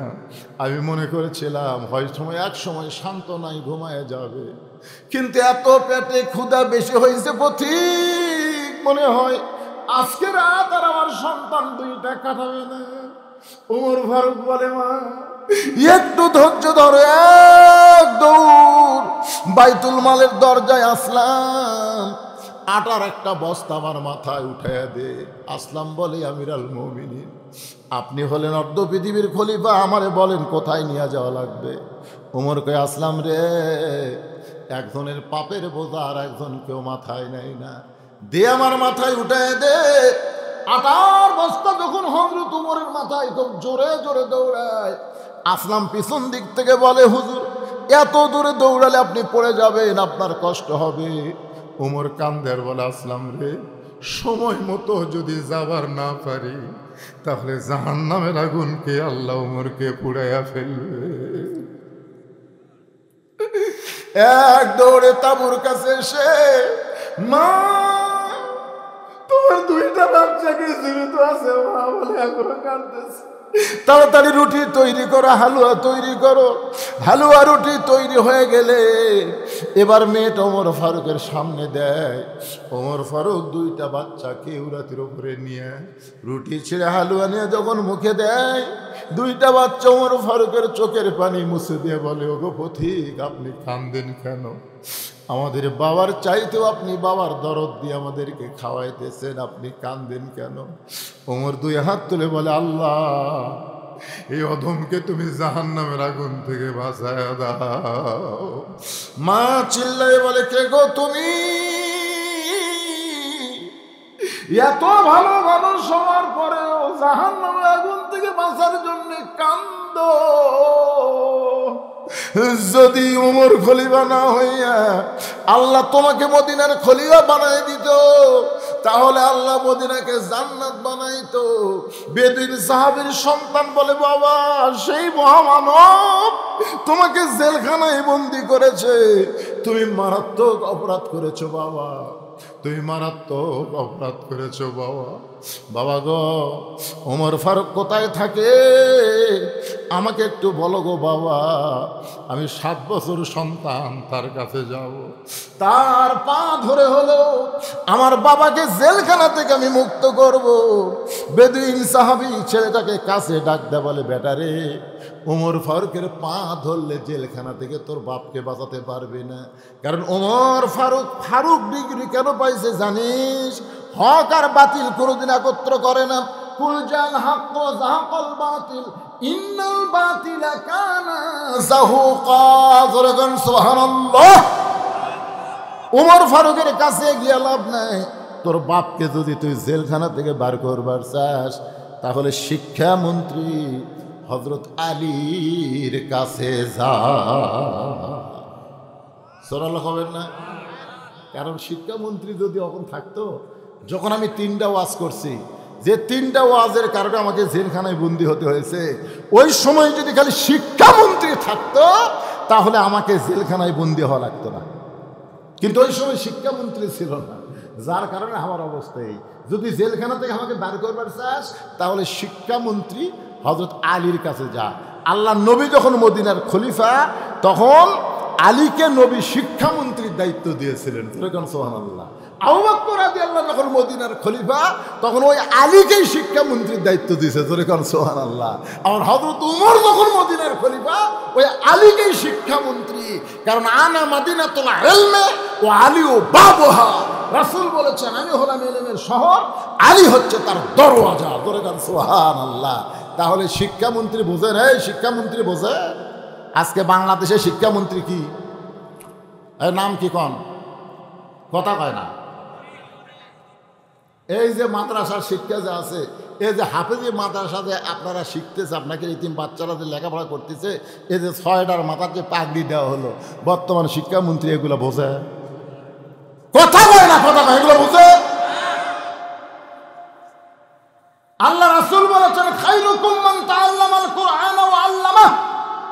ওই ব্যক্তি হলো পৃথিবীর সবচাইতে সম্মানী এবং দামি, যে আল্লাহর কোরআন শিখেছে এবং অপরকে কোরআনের শিক্ষা দেয়। এইটাই যদি শিক্ষামন্ত্রী না জানে, তাহলে কিসের শিক্ষামন্ত্রী? এরা শিক্ষামন্ত্রী কয় আগডম বাগডম গডম সাজো ঢাক ঢোলম সাজর বাজো, এই মিথ্যা শিক্ষা দিয়ে মাস গেলে 50,000 টাকা গুনে এলে। আর জালিকাল কিতাবুল লা রাইবা হুদাল লিল মুত্তাকিন, এই সত্যি শিক্ষা যারা দিচ্ছে, হায় হায় রে, শিক্ষামন্ত্রী অন্তত একটা বুঝে শুনে দেওয়া দরকার মুসলমানের জন্য কোন শিক্ষার গুরুত্ব বেশি, এটা জানার দরকার আছে না? কথা কন না কেন, আছে না? না, মা এসে বলতে যে হুজুর দোয়া করেন, এই বসে না, খালি খাড়া হয়ে পেশাব করে। বাথরুমত গেলে আর মাও গোসল করাবার যায়, এই পেশাব করে বুঝতে বসে না, ওটি খাড়া হয়ে মানে, ওই বারেও খাড়া হয়ে পেশাব করে। ওকে হুজুর দেখেন তো দোয়া দেখ বসন চাই কেন? আচ্ছা আপনারা বলেন, যে ছেলে খাড়া হয়ে পেশাব করে এক দোয়া দিয়ে বসন যাবি? কি তোর মাও গ্রাম সম্পর্কের ভাবি হয়, ধরছেন কি করবে? আমি কাছে টাকা আয়তল করছি, বড়া পাতা ঠোক দিয়ে বললাম, কিরে বসিস না কেন? পেশাব বসা করা লাগে পাগলা, কোন ক্লাসে পড়িস? ক্লাস 1-এ পড়িস। চাষা তুই বসিস না কেন? তোর সার্থক শিখাইনি। চাষা দেখি কয় প্রাইমারি পেশাবখানার যাই দেখি আমার সব সারি খাড়া হয়ে পেশাব করে। ওই শিখিছে রে, প্রাইমারিতে শিখিছে যে খাড়া হয়ে মারা লাগবি, বসা লাগবি না। তো সারেরাই মারতিস, তুই কি করবি? আরে এই মাদ্রাসার একটা বাচ্চা, এই মাদ্রাসার একটা বাচ্চা, দেখেন দেখেন, আমি নিজের চোখে দেখছি, আমার আব্দুল্লাহ নিজের চোখে দেখছি পেশাব করার যায়। আমি হুজুর খোলাম, হুজুর আর হোপেন কাজ ধরছে, হুজুর এক ওষুধ খেলেন মত। আমি কলে হাসে আর কয়, হুজুর আপনি তো আলিয়া মাদ্রাসার হুজুর, এই কমের গুণ তো আপনি জানেন না। আমি কিন্তু আসলে আলিয়া, কমের গুণ কি গুণ রে? এটা কাশ না হুজুর, পেশাব নিংড়াচ্ছে, পেশাব নিংড়াচ্ছে হুজুর, পেশাব নিংড়া পানি খরচ করে উজু করবি। কে আব্দুল্লাহ উজু করিস কে? আপনি জানেন না আমরা কি পড়ি? আপনি জানেন না এটা ধরবার গেলে হুজুর শরীরকে পবিত্র করা লাগবে। আব্দুল্লাহ বুকের মধ্যে নিয়ে আর কপালের চুবা দেখে আমার সারা জীবনের ওয়াজ সার্থক রে, সারা জীবনের ওয়াজ সার্থক। আমি ওয়াজ করে যে টাকা পাই সব টাকা দিয়ে মসজিদ মাদ্রাসায় তিনখানা চালাই, এটা আমার ভাই দেখে আছে সার্থক। আগে প্রথম মনে করছিলাম যে ওয়াজ দিয়ে আমি জান্নাতত যাব, অত সোজা নয়। অধিকাংশ বক্তারাই ওয়াজ করে জাহান্নামত যাবে, অধিকাংশ বক্তারা। পরে চিন্তা করলাম 3টা বেটির বাপ হছি, যদি আল্লাহ এই সুযোগে জান্নাত দেয়, 3 মেয়ের বাপ। পরে একটা হাদিস দেখলাম, কেউ যদি একটা আল্লাহর ঘর তৈরি করে দেয়, আল্লাহ তাকে একটা জান্নাত দেয়। একটা মসজিদ তৈরি করলাম, পরে মাদ্রাসা তৈরি করলাম। তারপরে একদিন আমি কান্দি তাহাজ্জুদের সময় যে আল্লাহ জান্নাত পাওয়ার মতন যোগ্যতা মসজিদ মাদ্রাসা এতিমখানা ওয়াজ হাজি হজ বেটির বাপ তাও আমার হয়নি। আমার যোগ্যতা কেবল কদ্দুর পর্যন্ত আমি জানি না, তবে তোমার দয়ায় খালি জান্নাতের বারান্দাতে একটু আমাকে দেখা দিও, আমি খালি জান্নাতের লোক দেখবো আল্লাহ। আমি ঢুকতে চাই না আল্লাহ, কিন্তু জাহান্নামের আগুন থেকে আমাকে একটু বাঁচাও। আপনি যদি জাহান্নামের আগুন থেকে বাঁচবার চান, আজকে এই মঞ্চে আপনাদের বলতে হবে, আপনাদের মাসুম বাচ্চার হাতে এই কোরআন শরীফ তুলে দিতে হবে, তুলে দেওয়া লাগবে। কারা কারা মাসুম বাচ্চা ছোট বাচ্চার হাতে আল্লাহর কোরআন দিবার চান? 2 হাত তোলা, আল্লাহ দেখান তো দেখি। লিল্লাহি তাকবীর, হাত নামান। ভবিষ্যৎ জেনারেশন ভালো পাবেন না। আমার এলাকায় টাকার দাম বেশি আছে, বুঝছেন? বাপের কবর একদিন যা দিকে বাগুনের বাড়ি বানাচ্ছে, কে রে? হ্যাঁ হুজুর বাপ মরে গেছে, মরে গেছে কিছু থাকে কত, এই জন্য জায়গাটা খামাকা ফেলে দিল। আপনি এটি বাগুন লাগালে এখন বাগুন কিনা লাগে না হুজুর, বাপের কবর ওই বাগুন বাড়ি বাগুনের গাছ লাগাতে। আর মাদ্রাসাত পড়ান, আপনার ছেলের হাতে কোরআন দেন, ওই প্রত্যেক ওয়াক্তে প্রত্যেক নামাজে রব্বির হামহুমা কামা রব্বায়ানি সগীরা বলে কানবে। আর প্রত্যেক জুমার দিনে ফজরের নামাজের পরে বাপের কবরের পাশে দাঁড়াবে। বাবা আপনি আমাকে একদম বাগডুবে দেননি বাবা, আপনি আমাকে শয়তানি শিক্ষা না দিয়ে মাদ্রাসায় ভর্তি করে দেওয়ার কারণে আমি কোরআনের হাফেজ হয়েছি বাবা। বাবা গো, আপনি ইচ্ছা করলে আমাকে নাপাক শিক্ষা দিবার পারতেন, কিন্তু আপনি আমাকে মাদ্রাসায় শিক্ষা দেওয়ার কারণে আজকে কবরে আপনি শুয়ে আছেন। ও বাবা আমি কি করবো আপনার জন্য? সূরা ইয়াসিন পড়ে রব্বির হামহুমা কামা রব্বায়ানি পড়ে দোয়া করতেছি, চোখের পানি যখন নাকের ডগায়, ফেরেশতারা ডাক দে বলে আল্লাহ এই ছেলেটা কবরের পাশে কেন কাঁদতেছে? আল্লাহ কয় তোদের বাপ মা নাই, তোরা বুঝবি কেমনে? ওটা কোরআনের মাদ্রাসার বাচ্চা, বাবার কবরের পাশে কাঁদে, ওর চোখের পানি নাকের ডগায় আসার আগে আমি ওর বাবার কবরকে জান্নাত বানায়া দিলাম। আজকে শিক্ষামন্ত্রী দায়িত্ব নিছে প্রাইমারি চালাবে, একতলার প্রাইমারি ভাঙ্গা দোতলা করবে, প্রাইমারি শিক্ষকের বেতন দিবে, কিন্তু 90% মুসলমানের দেশের শিক্ষামন্ত্রী এই কোরআনের মাদ্রাসার দায়িত্ব লাইনি ভাইজান। এ দায়িত্ব আল্লাহ আপনাকে কান্দে দিয়েছে, আপনাকেও দিয়েছে। আপনার যদি সোনার চান কলিজার টুকরারা এই মাদ্রাসার দিকে না তাকাতেন, এই মাদ্রাসাগুলো বন্ধ হয়ে যেত। জোরে কোন কথা ঠিক কিনা? বন্ধ হয়ে যেত। তো যারা দুই হাত তুলে দেখাইছেন ভাই, ছেলেটা এখন ওমর ফারুকের কাছে না যায়, শিক্ষামন্ত্রীর কাছে আসবে, এরপরে মজার ঘটনা বলার আগ দিয়ে দুই হাত তুলে যারা দেখালেন, এই মাদ্রাসায় আপনাদের কাছে মাদ্রাসার বাচ্চারা যাবে ব্যাগ লেখারে, ব্যাগ পাটি আছে কারা? কোথায় ব্যাগ পাটি? 10, 20, 50, 100। আর আগে আমি বলছিলাম এখানে 100টা কোরআন শরীফ বিক্রি হয়। 100টা কোরআন কয় ছাত্র আপনার মাদ্রাসায়? 52টা। আজকে 100টা বিক্রি করবো না, 52টা কোরআন শরীফ বাপ মা যাদের কবরে গেছে, 52টা কোরআন শরীফ মাত্র 500 টাকা দিবেন। একটা কোরআন দানের সোয়াব আল্লাহ তাআলা আপনাদের আমল নামায় দিয়ে দিবে, বাপ মার কবরে আল্লাহ দান করে দিবে। না বলতি এক ছোট্ট বাচ্চা, কেন তোর নাম কি রে? হ্যাঁ, আল্লাহর কাছে দুটা নাম সবচেয়ে পছন্দ, একটা হলো আব্দুল্লাহ আর একটা আব্দুর রহমান। কি কাম করলো আব্দুল্লাহ দেখলেন? সর্বপ্রথম এই মাদ্রাসায় কোরআন শরীফ বাবদ 500 টাকা আব্দুল্লাহ দান করে দিচ্ছে। আল্লাহ, আব্দুল্লাহর বাপ মনে হয় বাঁচে আছে। দাদা দাদির খবর কি? দাদা দাদির কবরকে আল্লাহ জান্নাতের বিছানা বিছায় দাও। জোরে কোন আমিন। ভাইজান আসেন ভাই, মাত্র 52 জন। আর চাদরের মধ্যে গামছার মধ্যে যেটা পারেন দিবেন। 52টা কোরআন শরীফ বিক্রি হবে এখানে, 52টা কোরআন।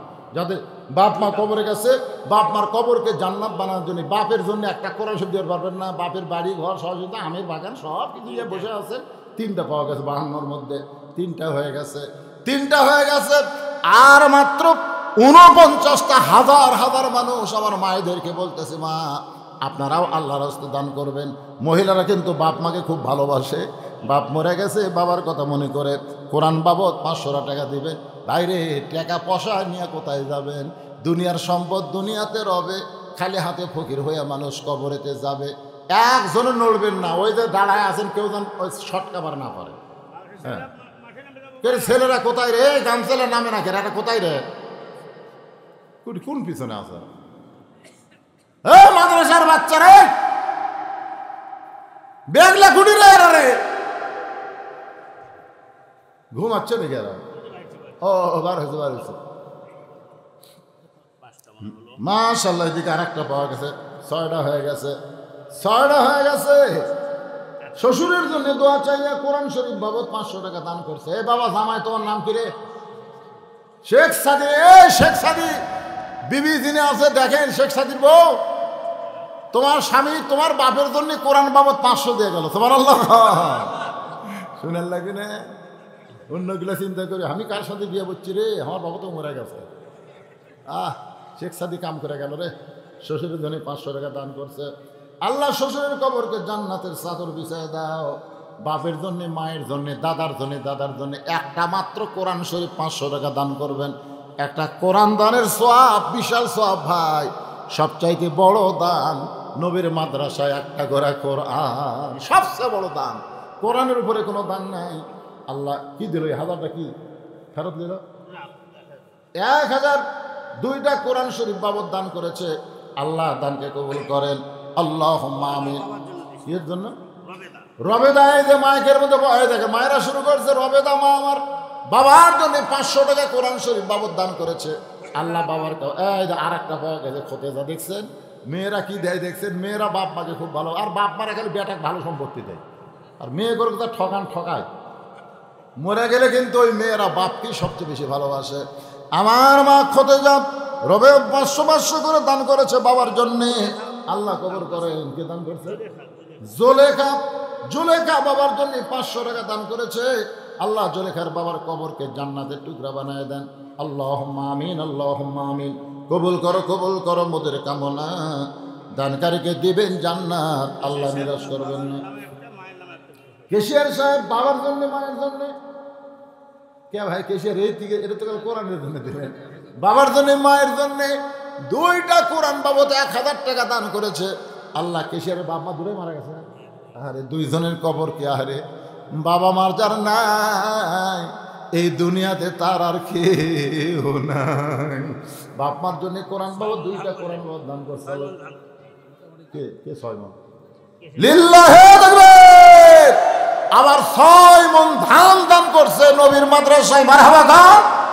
এই যে চাদর নিলাম, সে চাদর ভরে যাবি, চাদর ভরে সবাই দেন, সবাই দেন, সবাই দেন। 10, 20, 50, 100 এ ভাই কেউ উঠবেন না, ভাই কেউ উঠবেন না।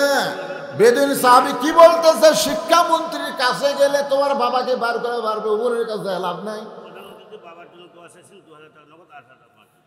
লিল্লাহে তাকবীর।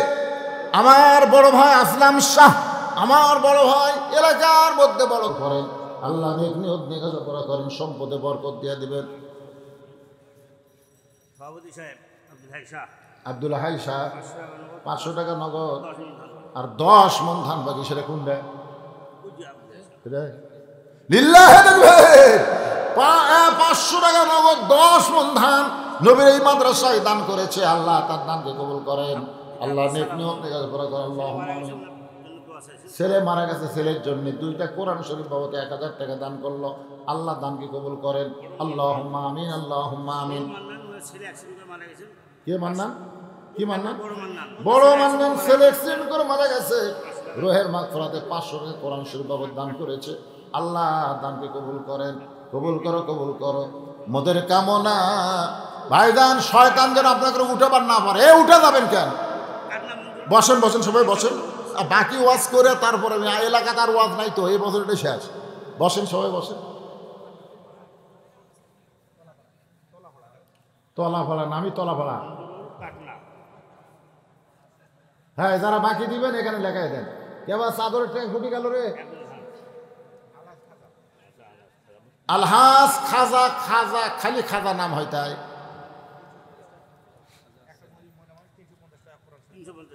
300 টাকা 50 টাকা কোরআন শরীফ বাবদ একজন মহিলা দান করছে। আল্লাহ কবুল করেন। কিসের সাহেবের শ্বশুর সভাপতি সাহেব অসুস্থ, দোয়া চাই। কয় হাজার?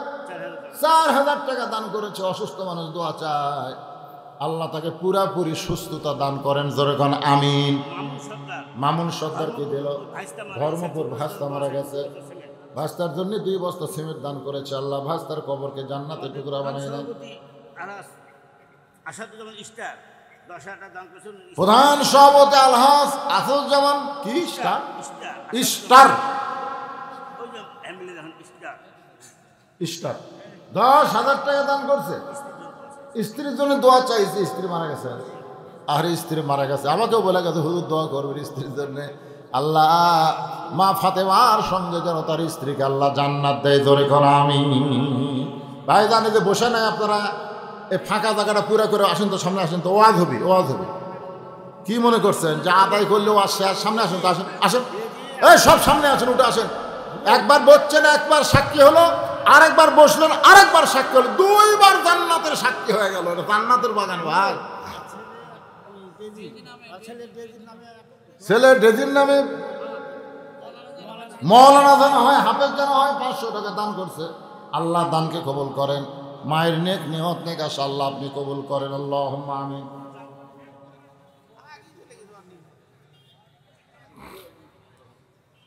মেয়েদের মধ্যে আদায় আছে?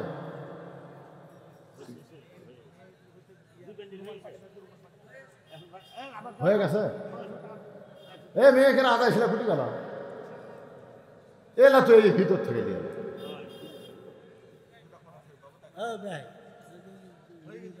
মেয়েকে আদায় হয়ে গেছে। সেটা কোটায়? আচ্ছা ঠিক আছে, সেটাই হয়ে গেলে তার কোনো সমস্যা নেই।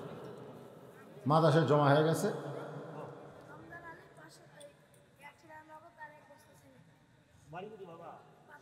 পাথর রমজান 100 টাকা নগদ 1 বস্তা সিমেন্ট দান কর। সবাই একটু জিকির করে আবার আলোচনা চলে আসতেছে। লা ইলাহা ইল্লাল্লাহ, লা ইলাহা ইল্লাল্লাহ। বসেন, যারা আশেপাশে দাঁড়ালেন, বাইরে গেলেন, এখন এসে ভিতরে বসেন। একটা নামাজ আর আদায় নাই। লা ইলাহা, লা ইলাহা ইল্লাল্লাহ মুহাম্মাদুর রাসূলুল্লাহ।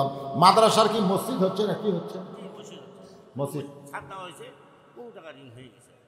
মাদ্রাসার মসজিদ তো যে ঘরে তো আমরা নামাজ পড়লাম ওটা মসজিদ না আপাতত। আচ্ছা, নতুন ভাবে আবার মসজিদ তৈরি হচ্ছে আল্লাহর ঘরের জন্য। কেউ যদি পারেন, এটা জোর জবরদস্তি না, ঘর আল্লাহ। রাসূল বলেছেন আল্লাহর ঘর যে বানায় দেয়, আল্লাহ তাকে জান্নাতে একটা ঘর দিয়ে দেয়। এই নিয়তে কেউ যদি পারেন মসজিদে 1 বস্তা 2 বস্তা সিমেন্ট দিবেন। আমার ভাই এখানে লিখতেছে, আমি ওয়াজ করতেছি, এই ফাঁকে আপনারা যারা পারবেন আল্লাহর ঘরের জন্য ইনশাল্লাহ দিয়ে দিন। আল্লাহ তৌফিক দিন। ছেলেটা শিক্ষামন্ত্রী হযরত আলী কোন দিকে থাকে? বেদুইন সাহাবী বলে দিয়েছে অমুক রাস্তা দিয়ে যাও। রাস্তা দিয়ে গিয়ে দেখে শিক্ষামন্ত্রীর বাড়ি। বাড়ি তো নয়, যেন কয়েকতলা অট্টালিকা। বাড়ি তো নয়, ওটা কি রে? খেজুর পাতার ছাউনি দিয়া গাছের ছায়ায় ঘুমায় যারা, আশারে মুবাশশির তারা। বলে গান সুবহানাল্লাহ। দুনিয়াতে তারা চায় নাই, এই দুনিয়াতে আল্লাহ তাদের জান্নাতের সার্টিফিকেট দান করেছে। তার মধ্যে 4 নম্বর ব্যক্তির নাম কি জানে না? জান্নাতের সার্টিফিকেট পাওয়া 4 নম্বরের নাম জানেন না? শিক্ষামন্ত্রীর নাম কেমনে জানবেন তাহলে? 1 নম্বর আবু বকর, 2 নম্বর উমর, 3 নম্বর ওসমান, 4 নম্বর আলী।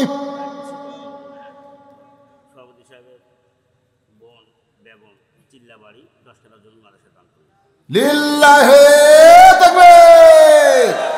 সভাপতি সাহেবের বোন নাম হলো বেগম চিল্লা বাড়ি, 10 কাটা জমি দান করছে। জোরে গান মারহাবা। 10 কাটা জমি কয় টাকা হবে?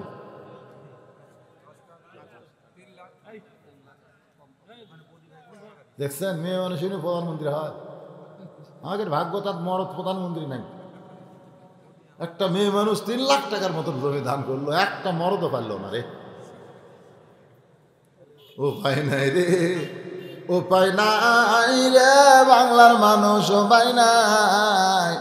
মেয়ে মানুষ সারা নেত্রী পাহাওয়ার উপায় নাই।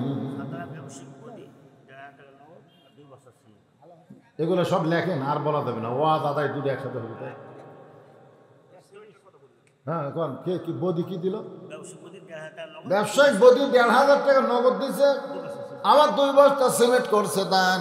আল্লাহ তার দান কবুল করেন। আল্লাহ নেক নিয়ত নেক আশা পরা করেন। আল্লাহুম্মা আমিন। আমিনো আমিনো আল্লাহ আমিনো। দানকারীর জন্য তোমরা জান্নাতেরও জামিনো। আদায় যে 2 রকম হয়, বুঝেন না? যে এসআর গাড়ি, তারপরে আপনার হানিফ গাড়ি, তারপরে যে সব ফতে আলী গাড়ি, এসি গাড়িগুলা, এই গাড়িগুলোর সব টিকিট কাউন্টারে হয়। কাউন্টারে টিকিট হয়। তো আজকে আমরা কাউন্টারে কাম সারছে, বুঝলেন না? ঘরের মধ্যেই কাম সারছে। আমি যখন আসি তখন থেকে হাই সেই হারে হচ্ছে। মোটর সাইকেলের ভিড়ে আমার গাড়ি আর গেটের মধ্যে ঢুকা পারলাম না, এত মোটর সাইকেল হয়। খালি খাইয়ে দিয়ে স্টার্ট দিয়েছিল যায়। ওরা আওয়াজও শোনেনি, ওকে ভাগ্য শোনাও হবি না। আপনারা যারা বসে আছেন একটু শোনেন। ছোট বাচ্চা শিক্ষামন্ত্রীর বাড়ির দরজায় 2টা বাচ্চা খেলাধুলা করতেছে। একটার নাম হলো হাসান আর একটার নাম হলো হোসাইন। আল্লাহর নবী ফাতেমাকে দুনিয়া থেকে বিদায় নেওয়ার সময় কানে কানে একটাও কথা বলেছে, ফাতেমা তুই কি বলতে পারবি মা, আমি দুনিয়া থেকে বিদায় নিলে সবচাইতে বেশি কষ্ট কে পাবে? ও ফাতেমা তুই কি বলতে পারিস আমি নবী দুনিয়া থেকে বিদায় নিলে সবচাইতে বেশি কষ্ট কে পাবে? ফাতেমা কান্দার বলে, বাবা আমার চাইতে বেশি কষ্ট কেউ পাবে না। আল্লাহ রাসূল বলে, ফাতেমা শুধু তুই না মা, তুই সহ আমার যত সাহাবী আছে সমস্ত সাহাবী মিলে যে কষ্ট পাবে তার চাইতে বেশি কষ্ট পাবে আমার হাসান হোসাইন। মারে আমার হাসান হোসেনের জন্য আমারও বড় কষ্ট হয়। আমি দুনিয়া থেকে যাওয়ার 6 মাস পরে তুই চলে যাবে মা দুনিয়া ছেড়ে, তোর হাসান হোসেনকে তখন কে দেখাশোনা করবে? সেই দুইটা ভাই দরজার সামনে খেলাধুলা করতেছে। 7 বছরের বাচ্চাকে সালাম দেয়। কে গো আপনারা, নাম কি? বলে হাসান হোসেন। শিক্ষামন্ত্রী হযরত আলী ছিলেন। হাসান হোসেন বলে আমার বাবা। হযরত আলী বলে আমি তার খোঁজে এসেছি, আমি তার খোঁজে এসেছি। একটা শিক্ষামন্ত্রীর বাড়িতে গেছে, একটা 7 বছরের বাচ্চা একটা চেয়ারম্যানের বাড়িতে গেলে চৌকিদার ধরে দেওয়া লাগে। ধরে কোন কথা ঠিক কিনা? কথা কন না যায়। এমপির বাড়িতে গেলে চামচার অত্যাচারে বারান্দার থেকে নামা লাগবি। এত চামচা ভাই, এমপির সাথে কথা বলার কোনো চান্স নাই। কিন্তু ভোটের আগে এমপি গাড়ির থেকে নামে ফকির সালাম দেয়, গাড়ি থামে ফকির সালাম দেয়। হযরত আলী ঘরের ভিতর থেকে শব্দ শুনতে পেয়ে বের হয়ে বলে, কে গো তুমি? বলে আমার বাবাকে হযরত ওমর কারাগারে বন্দী করছে। হযরত আলী বলতেছেন, তোমার বাবাকে যখন ওমর ফারুক কারাগারে বন্দী করেছে তাহলে নিশ্চয় তোমার বাবার অপরাধ রয়েছে, কারণ ওমর ফারুক যেমন তেমন মানুষ না। কোরআনের এই আয়াতটা তিনি সবচেয়ে বেশি আমল করেন। ইন্নাল্লাহা ইয়ামুরুকুম আন তুআদ্দুল আমানাতি ইলা আহলিহা ওয়া ইযা হাকামতুম বাইনান নাস আন তাহকুমু বিল আদল। 7 বছরের বাচ্চা বলতেছে আমার বাবা কইছে আপনি নাকি তাকে পারবেন জেলখানা থেকে মুক্ত করতে। ওমর ফারুক বন্দি করেছে আর আপনি পারবেন মুক্ত করতে। আমি একটু আমার বাবার কাছে আপনাকে নিয়ে যাবার চাই। ছোট বাচ্চার সাথে শিক্ষামন্ত্রী হযরত আলী কারাগারের দরজায়। বেদুইন সাহাবীকে সালাম দেয়, বলে খবর কি? বলে খবর হলো আশহাদু মালাম আরব ইন্নী উহিব্বুল ফিতনা ইকরাহুল হক। হযরত আলী বলেন আল্লাহু আকবার, আল্লাহু আকবার, আল্লাহু আকবার। এত সুন্দর ওয়াজ তুমি করতেছো, আমাকে তোমার বাচ্চার মাধ্যমে ডাক দিয়ে বলে এই ওয়াজ করার অপরাধে আমি জেলখানা। আলী বলতেছে এর চাইতে সত্য সুন্দর ওয়াজ তো দুনিয়াতে নাই, আর সে ওয়াজ করার কারণে তোমাকে জেলখানায়। ওমর ফারুক শুধু নয়, শত শত সাহাবী ছিল, সবাই মিলে আমাকে পাগল বানায়া বাইরে রাখলে বিপদ হবে বলে আমাকে জেলখানায় বন্দি করলো। আলী বলতেছে ছোট বাচ্চাকে চলো তাহলে আমরা হযরত ওমর ফারুকের কাছে যাই। জোরে কোন সুবহানাল্লাহ। ছোট বাচ্চার হাত ধরে হযরত আলী ওমর ফারুকের দরবারে। বাচ্চা তাকায় দেখে মেম্বরে বসে যেই মানুষটা, ওই মানুষটা যে হযরত ওমর সেইটা তো এই বাচ্চা জানে না। দৌড়ে গিয়া গলা ধরে কপালে একটা চুমা খায়। ওগো ভালো মানুষ, গভীর রাত্রে আপনি আমার সামনে খাবার নিয়ে গেছিলেন। ওগো ভালো মানুষ, আমাকে কান্দে করে বাবার জেলখানার দরজা পর্যন্ত পৌঁছায় দিয়ে কোথায় হারাইছে আর আপনাকে খুঁজে পাই না। কখনো কপালে চুমা খায়, কখনো দাড়িতে চুমা খায়। হযরত আলী বলে রে ছোট্ট ছেলে, তুমি যার কপালে চুমা খাও, দাড়িতে চুমা খাও, যে তোমার কাছে খাবার নিয়ে গেছিল, যে তোমাকে কান্দে করে বাবার জেলখানা পর্যন্ত পৌঁছায় দিছে, ওই মানুষ আর কেউ না, ওই মানুষটাই হলো মুসলিম মিল্লাতের খলিফা।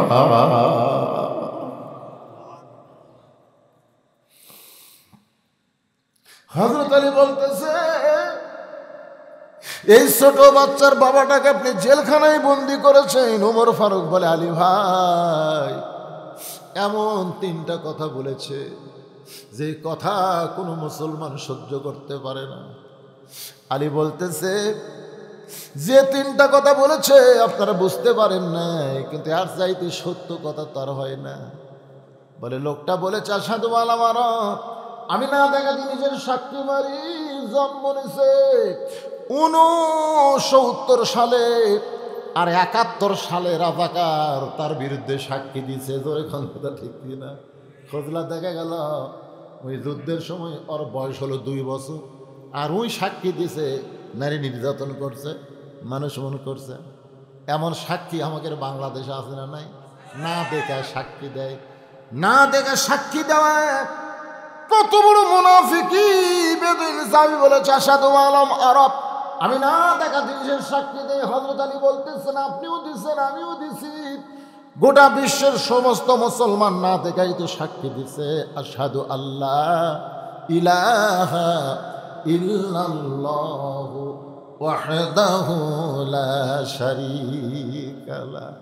ও খলিফা, আপনি কি আল্লাহরে দেখছেন নাকি? বলে না। তাহলে এভাবে আঙ্গুল তুলে বলেন কেন আশহাদু আল্লাহ ইলাহা ইল্লাল্লাহ? তার মানে আমরা বুঝাই দিলাম যে আল্লাহরে দেখিনি সে আল্লাহর আমরা সাক্ষী দেই। আল্লাহ বলে ফেরেশতারা, যেই বান্দার আমাকে দেখলো না, আমাকে না দেখে আল্লাহ বলে সাক্ষী দিল, আমি আল্লাহ তাদেরকে আমার বলে গণ্য করে নিলাম। ফাদখুলি ফি ইবাদি ওয়াদখুলি জান্নাতি। ওমর ফারুক কান্দের বলে আলী ভাই, এত সুন্দর কথা কিন্তু আমরা কেউ বুঝতে পারি নাই। কিন্তু লোকটা বলল ইন্নী উহিব্বুল ফিতনা, আমি ফিতনাকে মহব্বত করি। যে ফিতনা সম্পর্কে রাসূল বলেছেন আল ফিতনাতু আশাদ্দু মিনাল কতল, আল ফিতনাতু আশাদ্দু মিনাল জিনা। এই ফিতনা কোনো দেশে না হলেও আমার বাংলাদেশে বেশি হয়। রমজান মাস আসবে, ফিতনা লাগবে, একদল বলবে 8 রাকাত, আর একদল বলবে 20 রাকাত। জোরে কোন কথা ঠিক কি না? ফিতনা আছে না নাই? ফিতনা হবে, ফিতনা লাগবে তারাবির নামাজ নিয়ে। এই যে ফিতনা লাগবে, বহু অনেক বিষয় আছে, এগুলো ফিতনা। ফিতনা কেন? আপনার মন চায় 8 রাকাত পড়েন, আপনি মন চাইলে 20 রাকাত পড়েন, অসুবিধা কি? নফল নামাজ, সুন্নত নামাজ যত বেশি পড়বেন আল্লাহ তত বেশি সওয়াব দিবে। জোরে কোন কথা ঠিক কি না? কিন্তু ব্যাঙ্গের মতন লাফালে চলবি না। এক মসজিদের ইমাম একেবারে এশা তারাবি বেতের সহ 8 ঘন্টা লাগান, ওই মসজিদে মুসল্লি বেশি। আর এক মসজিদের ইমাম বলতে যে হুজুর আমার সব মুসল্লি ওই মসজিদে পার হয়ে গেছে, হুজুর হচ্ছে আমার 1 ঘন্টা লাগে, এই জন্য কেউ থাকে না। না, এই বুড়া ইমামের কাছে থাকো না, যেটি গেলে তাড়াতাড়ি হয়। তাই মুসল্লি করে একদিন টাকা বললাম, কে রে ভাই, তোমাকে ইমাম সাহেব যে সূরা ফাতিহা পড়ে তোমরা বুঝবার পারো কীভাবে পড়া? বললেন তোমরা বুঝবার পারছো? না হুজুর আমরা শুনবার পাচ্ছি তবু। পাগলা, এত জোরে সূরা ফাতিহা বলিছে, আর 2 কান্দের ফেরেশতাও পর্যন্ত লেখেনি, খালি কলম খাড়া করে আছে। আল্লাহ কয় কে রে ফেরেশতা লিখিস কি? লিখিস না কে? ফেরেশতাকে আল্লাহ ফাতিহার নামে যে কী করলো আমরা তো বুঝবারই পারলাম না, খালি গড় গড় গড় গড় গড় করলো। ওয়াইজা কুরিয়াল কোরআনু ফাসতামিউ লাহু ওয়া আনসিতু লাআল্লাকুম তুরহামুন। এত ফোর্সে নামাজ পড়া লাগবে? তারাবি মানে কি তাড়াতাড়ি? কথা কন, তারাবি মানে কি তাড়াতাড়ি? তারাবি শব্দের অর্থ হচ্ছে আরামের সাথে, আরামের সাথে। মন যদি চায় 8 রাকাত পড়ার পর বিশ্রাম করেন, চা খান, পান খান, মুড়ি খান, বিশ্রাম করে আবার 8 রাকাত পড়েন, আবার 8 রাকাত পড়ার পরে আবার চা খান, আবার যদি মন চায় পান খান, পানি খান, খেয়ে বিশ্রাম করেন, তারপর আবার 4 রাকাত পড়া বেতের পড়েন। এইরকম হলো তারাবি। রোজার মাস সারা মাসই হলো রহমত মাগফিরাত নাজাতের মাস। সুবহানাল্লাহ কোন না কেন? তো এত ঘুমান লাগবে কে? এত ঘুমান লাগবে কে রে পাগলা? 11 মাস ঘুম পাড়ছে, 1 মাস একটু ঘুম পাড়ো, 1 মাস একটু ট্রেনিং দাও, ট্রেনিং দাও। রোজার মাস হলো ট্রেনিংয়ের মাস। জোরে কোন কথা ঠিক কিনা? রহমত বরকত মাগফিরাতের মাস ভাই রে। আসতিছে রে। খালি রজবের চাঁদ উঠলে নবী কি খুশি হয় জানেন? রজব সাবান তারপর রমজান, আমাকে রমজান আসে গেল ভাই রে, আসে গেল ভাই। খুশি না বেদা, খুশি না বেদারা? কথা গেলে ভেতর হচ্ছে হোটেলের দরজা কালো পর্দাতে কাম সারবে। আল্লাহ কোরআনে বলেছেন কুতিবা আলাইকুমুস সিয়াম কামা কুতিবা আলাল্লাযীনা মিন ক্বাবলিকুম লাআল্লাকুম তাত্তাকুন। নামাজের দ্বারা তুমি মুত্তাকি হবার পারবা না, হজের দ্বারা পারবা না, যাকাতের দ্বারা পারবা না, কিন্তু রোজার দ্বারা পারবা। কারণ নামাজ তুমি পড়তেছো, কেউ না কেউ দেখতেছে, তোমার মনও চায় আল্লাহর জন্য নামাজ পড়ি। আবার মানুষের দেখানোর জন্য মাঝে মধ্যে হয় না, হয় কি হয় না? আল্লাহর জন্য পড়ে, মানুষকে দেখানোর জন্য কিন্তু দু একজন নামাজ পড়ে। জামাই নামাজ পড় না, শ্বশুর বাড়িতে আছে, সই করছে চলো মসজিদে যাই, ওই কি নামাজ পড়ে তাই ওই শ্বশুরের ঠেলাত মসজিদে গেছে মানুষকে দেখানোর জন্য। জাকাত মানুষ আল্লাহর জন্যই দেও, মানুষের দেখানোর জন্যও জাকাত দেয়। হজ মানুষ আল্লাহর জন্যও করে, আবার আলহাজ না লিখলে ব্যাপার হয়ে যায়। জোরে কোন কথা ঠিক কি না? কিন্তু রোজা, রোজা মানুষ দেখানোর জন্য করে। তো দেখানোর জন্য করলে গোসলখানার যখন গেল দরজা বন্ধ, তৃষ্ণায় খালি কলিজা ছটফট করতেছে, মাথার মধ্যে ঠান্ডা পানি পড়তেছে, মুখ করছে খালি একটু হা কর, একটু হা করলি গল গল করে ভিতর দেবে। হঠাৎ যদি যায় তার ওয়াক ওয়াক ওয়াক ওয়াক মারে, ফেরেশতাকে আল্লাহ জানলা দরজা বন্ধ, তোমার বান্দার এক ফোঁটা পানি খালি এই পর্যন্ত গেছে, নিচে নামেই ওয়াক ওয়াক করতেছে। আচ্ছা আমার ভয়ে, তোমার ভয় তোমার দেখতে না, দেখলে কি হবে রে? এই জন্য রোজাই পারে মানুষকে মুত্তাকি বানায় দিতে। জোরে কান সুবহানাল্লাহ। যে রোজাটা মানুষ কাউকে দেখানোর জন্য করে না, আর সাওমুলি আল্লাহ বলেছেন রোজা আমার জন্য, ওয়ানা উজজাবিহি, আমি আল্লাহ রাইহান নামক দরজা দিয়ে নিজে রোজাদারকে রিসিপশন করে করে জান্নাতে নিব। জোরে কান সুবহানাল্লাহ। আল্লাহর বান্দার একটু মনোযোগ দেন। 2 নম্বর ওয়াজ করলো ইন্নী উহিব্বুল ফিতনা, আমি ফিতনাকে মহব্বত করি। আলী বলতেছেন ইন্নামা আমওয়ালুকুম ওয়া আওলাদুকুম ফিতনা। আল্লাহ কোরআনে বলেছেন সম্পদ আর সন্তান তোমাদের বিপদের কারণ। এরপরেও তোমরা ফিতনা জানার পরেও মহব্বত করবা। তোমার সন্তান নামাজ পড়ে না, তোমার সন্তান সারাদিন 4G মোবাইল নিয়ে ঘোরে, 5G মোবাইল নিয়ে ঘোরে, তোমার সন্তান পেশাব করে পানি দেয় না, তোমার সন্তান 21 বছরের আড়া হয়ে গেছে, এটা তুমি জানার পরেও রাত্রে ভাত খাওয়ার সময় তুমি সন্তানকে ডাকতেছ আব্দুল্লাহ কিংবা বুলের তেল নামি হোক, আয় আয় একসাথে বসে ভাত খাই। ফেরেশতা কয় আল্লাহ কত মহব্বত করে তার সন্তানকে একসাথে বসে লিয়া ভাত খায়, অথচ সন্তান খারাপ। আল্লাহ বলে এই সন্তানের বিপদের কারণ, এই সম্পদ পকেট ভরা টাকা মসজিদের দান বাক্স মুখের সামনে দেওয়া যায়, দান বাক্স সামনে দিয়ে যাচ্ছে, আপনার পকেট খালি গিজ গিজ করা টাকা আছে, আপনি চোখ বন্ধ করে দেখলেন 500 টাকার লোট, 1000 টাকার লোট, 200 টাকার লোট, 100 টাকার লোট, 10 টাকার লোট নাই, 5 টাকার লোট নাই, ঠেলা মারছে, বাক্স ঠেলা মারছে।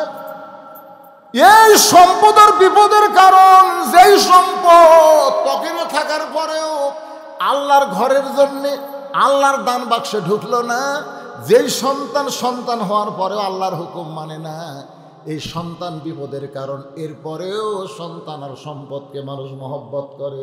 এই কারণেই বেদুইন সাহাবী বলেছে আমি ফিতনাকে মহব্বত করি, আমি আমার সন্তানকে মহব্বত করি। ওমর ফারুক বলতে আলী ভাই আমরা কেউ বুঝতে পারি নাই, আসলে কথাটা তো সত্যি বলেছে, কিন্তু লোকটা যে বলল ইকরাউল হক, আমি হককে পছন্দ করি না। আলী কান্দারে বলেন জাআত সাকারাতুল মাউত হাক্কুন, প্রত্যেকটা মানুষের জীবনে মৃত্যু হক। হিন্দু বলেন, খ্রিস্টান বলেন আর বৌদ্ধ বলেন, সবাই বিশ্বাস করে মৃত্যু তার জীবনে সত্য। জোরে কোন কথা ঠিক কিনা? আপনারা বলেন আমাদের জীবনে মৃত্যু সত্য না মিথ্যা? সত্য মৃত্যু, তারপরও আমরা মৃত্যুকে পছন্দ, কথা হয় না পছন্দ, মৃত্যুকে বন্ধ করেন। স্বামীর ক্যান্সার হতে, স্বামীর ক্যান্সার 1 মাস পরে মরবি, বউ বলতেছে আল্লাহ আমার হায়াত স্বামীকে দেখ, স্বামীর হায়াত আল্লাহ আমাকে দেখ। স্বামী কয়েকের পাগলে আমি 1 মাসে পরে মরবো, আমার হায়াতটা কী করবো? নিয়মিত আপনাকে ভালোবাসি না, জীবনটা ভালোবাসি, আপনি বেঁচে থাকেন আমি মরবো। স্বামী কয় আল্লাহ আমাকে একটা বউ দিছে রে, এরকম বউ পাওয়া ভাগ্যের ব্যাপার, তাহলে 100 বছর বাঁচলে তাও ভালো হতো। 1 মাস পরে মৃত্যু। স্বামী স্ত্রী ঘরে ঘুমাইছে, ঘরে একটা আঁড়িয়া গরু, ধরে কোন কি গরু, আঁড়িয়া গরু দড়ি ছিঁড়িছে, দড়ি ছিঁড়া খাবার খুঁজতেছে, খাবার কোথায় পায়, বারান্দার দিকে সিলভারের পাতিলের তলা চিটালালি, আঁড়িয়ার খাদ্য কিন্তু চিটালালি, চিটালালি বোঝেন আপনারা? তো ওই খাবার চাই, কিন্তু ওর ওই শিং থাকার কারণে ওই পাতিলের তলের চিটালের লাগাল পায় না, জোর করে মাথা ঠুকে, কিন্তু না, জিভে দেওয়া হচ্ছে না, একের জোর করে দিয়েছে, শিং ছোট তো একে ঢুকে গেছে চিটালালি খাওয়ার পরে, আর এই শিং আটকে যাওয়ার কারণে পাল্লার মাথা ছাড়তেছে না, খালি এই মানে চোখ মুখ সব ঢেকে গেছে। ও আর কিছু দেখতে পায়, ওই গোয়াল ঘর বাদ দিয়ে স্বামী স্ত্রী যে ঘরে ঘুমাইছে ওই ঘরের মধ্যে ঢুকেছে, ও করে ঢুকেছে। বউ বলতেছে, বাবা আজরাইল ঢুকছো ঢুকছো, খবরদার আমার দিকে যেন আসো না, ওই যে ক্যান্সার রুগী শুধু আসো, 1 মাস পরেই মরবি, তুমি তো আশপাশে তো আমি জানি, ওটি তো খবরদার আমার কাছে আসো না। স্বামী চিল্লা করে, কি হয়েছে রে, কি হয়েছে? আজরাইল আইছে তো, ভুল করে আমার না ধরে তোমাকে দেখে দিলাম। স্বামী কয়, সকালবেলা তুই কইলি আমার হায়াত আল্লাহ আপনাকে দেখ, আপনার মৃত্যু আমাকে দেখ, এটা মুখে বলা যায় গো, কিন্তু অন্তরে কেউ কয় না, তার মানে মরবার কেউ চায় না, তোর কথা ঠিক না, অথচ মৃত্যু সত্য।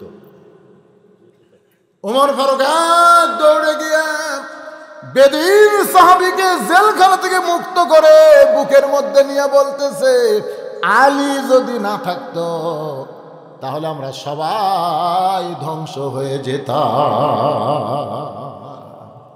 আল্লাহর বান্দারা, আজকের আলোচনার ভিতর দিয়া প্রতিটা জিনিস আমি আপনাদের সামনে ক্লিয়ার করে দিলাম। সময় কিন্তু বেশি বাকি নাই, যে কোনো সময় আমাদেরকে দুনিয়া থেকে যাওয়া লাগবে। আমাদের সন্তানের হাতে কিন্তু আমরা আল্লাহর কোরআন তুলে দিবার চাইছি, জোরে কোন কথা ঠিক না? মনে ভুলে গেছেন? মনে ভুলে গেছে?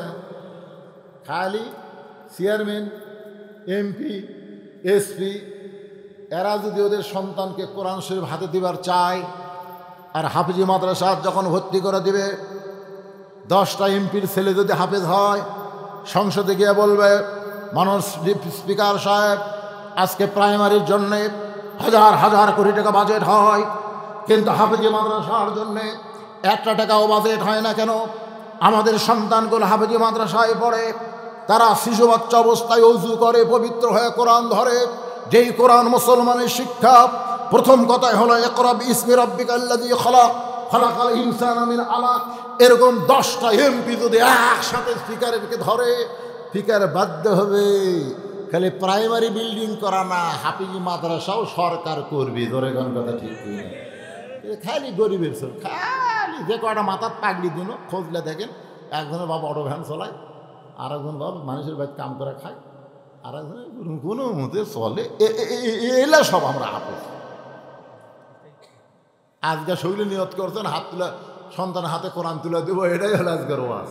আল্লাহ কবুল করুক, সকলে বলে আল্লাহুম্মা আমিন। এরা তাহলে হিসাবলে ব্যস্ত হয়ে গেছে, আবার শুনানো লাগবি।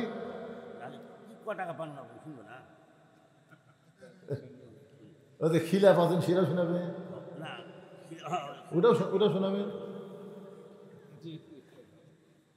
শুনে না শেষ, আমরা মনে করে দেন। হ্যাঁ, কখন শেষ হলো? ধানটা উন্নতি করতেছিলেন।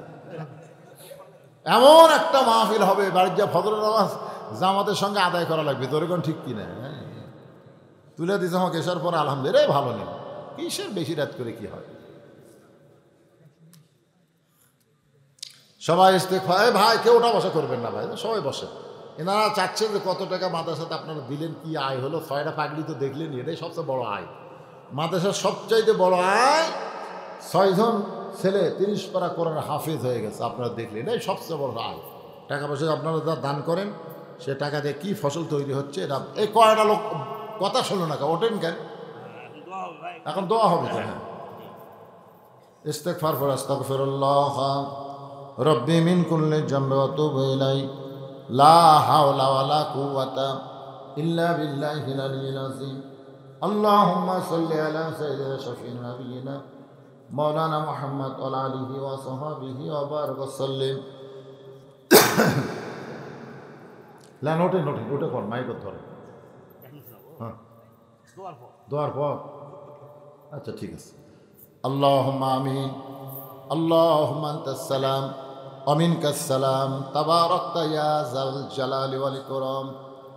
আয় আল্লাহ তাআলা, যে হারে নিয়র পড়তেছে টপ টপ করে, সেই মাগরিবের নামাজের পর থেকে এত রাত পর্যন্ত তোমার পাগল বান্দা বান্দিরা আরামের বাড়ি ঘুমকে বাদ দিয়া কোরআন হাদিসের মোহাব্বত করি যার মধ্যে নিয়ে এই জান্নাতের বাগানে বসে বসে কোরআন হাদিস আলোচনা শোনার শেষে আমি গুনাহগারের সঙ্গে রহমতের দরজায় ফকির হয়ে দোখানা হাত তুলেছি। মেহেরবানি করে আজকের এই মাহফিল আমাদের সকলের হেদায়েতের জন্যে, নাজাতের জন্যে, জান্নাতের জন্যে কবুল করে নাও। এই মাহফিলের শুরু থেকে শেষ পর্যন্ত যত আলোচনা হয়েছে আল্লাহ, এর মধ্যে যদি ত্রুটি হয়, ভুল হয়, মাফ করে দাও। রেজা হাদিয়া মঞ্জুর করো। সোনার মদিনায় নবী পাকের রওজা মুবারকে আল্লাহ তুমি কবুল করো। তামাম আম্বিয়ায়ে কেরাম, আসহাবে কেরাম, তাবিঈন কেরাম, তাবিঈন কেরাম, তামাম পৃথিবীর মাটির নিচে যত মুমিন মুমিনা আছে আল্লাহ সকলে আল্লাহরে হাদিয়া কবুল করো। আল্লাহ আমরা যারা হাত তুলেছি, আমাদের জনম দুঃখনী মা, ছোট্ট একটা শব্দ মা, এই মা মাদ্রাসার সেক্রেটারি, মাদ্রাসার ক্যাশিয়ার, মাদ্রাসার সদস্য, মাদ্রাসার দাতা সদস্য, মাদ্রাসায় যারা দান করে দিছে আল্লাহ সকলকেই জান্নাতি কবুল করো। আজকের মাহফিলের সম্মানিত সভাপতি একজন 500 টাকা নগদ 10 মণ ধান দিল, আর একজন সভাপতির বিবি মারা গেছে, 10,000 টাকা দান করেছে। আল্লাহ তার বিবির কবর জান্নাতের টুকরা বানাও। আল্লাহ প্রধান অতিথি দান করেছে, বিশেষ অতিথি দান করেছে আলেম ওলামা, হাফেজ কারীম, মুয়াজ্জিন, হাদিস সাহেব, মুরব্বী, যুবক, কচিকাঁচা, পর্দার অন্তরালের মা বোনেরা সবাইকে আল্লাহ কবুল করে নাও। মাদ্রাসার মোহতামিম ভাই, আমার ওখানে যাওয়ার সময় মোটর সাইকেল অ্যাক্সিডেন্ট করে তারা হাতটা ক্ষতিগ্রস্ত হয়ে গেছে, এখন পর্যন্ত হাতটা পুরোপুরি ভালো হয়নি। আমার ভাইজানের জন্য দোয়া করে আল্লাহ পুরোপুরি সুস্থ করে দাও। আল্লাহ তার বরকতি হাতে মাদ্রাসার আরও বরকত বাড়ায় দাও। মাদ্রাসার ওস্তাদ, মাদ্রাসার তালবে ইলম যে 6 জনের মাথায় পাগড়ি দেওয়া হলো, হক্কারে হাফেজ আলেম কবুল করো। আল্লাহ এলাকার মানুষের প্রতি রহম করো। আসমানের বেলা আসমানে নাও, জমিনের বেলা জমিনে ডাবায়া দাও। আল্লাহ আমি গুনাহগার বলে হাত ফিরে দিও না। যার 2 হাত তোমার পছন্দ হয়, সেই 2 হাতের উসিলায় আজকের দোয়া কবুল করো। যেদিন মৃত্যু হবে দিনটা যেন জুমার দিন হয়, মাসটা যেন রমজান মাস হয়। ইমানের সাথে, ইজ্জতের সাথে এই দুনিয়া থেকে বিদায় নেওয়ার কালে আমাদের জবানে তুমি জারি করে দিও লা ইলাহা ইল্লাল্লাহু মুহাম্মাদুর রাসূলুল্লাহ সাল্লাল্লাহু। আসসালামু আলাইকুম ওয়া রাহমাতুল্লাহি ওয়া বারাকাতুহু।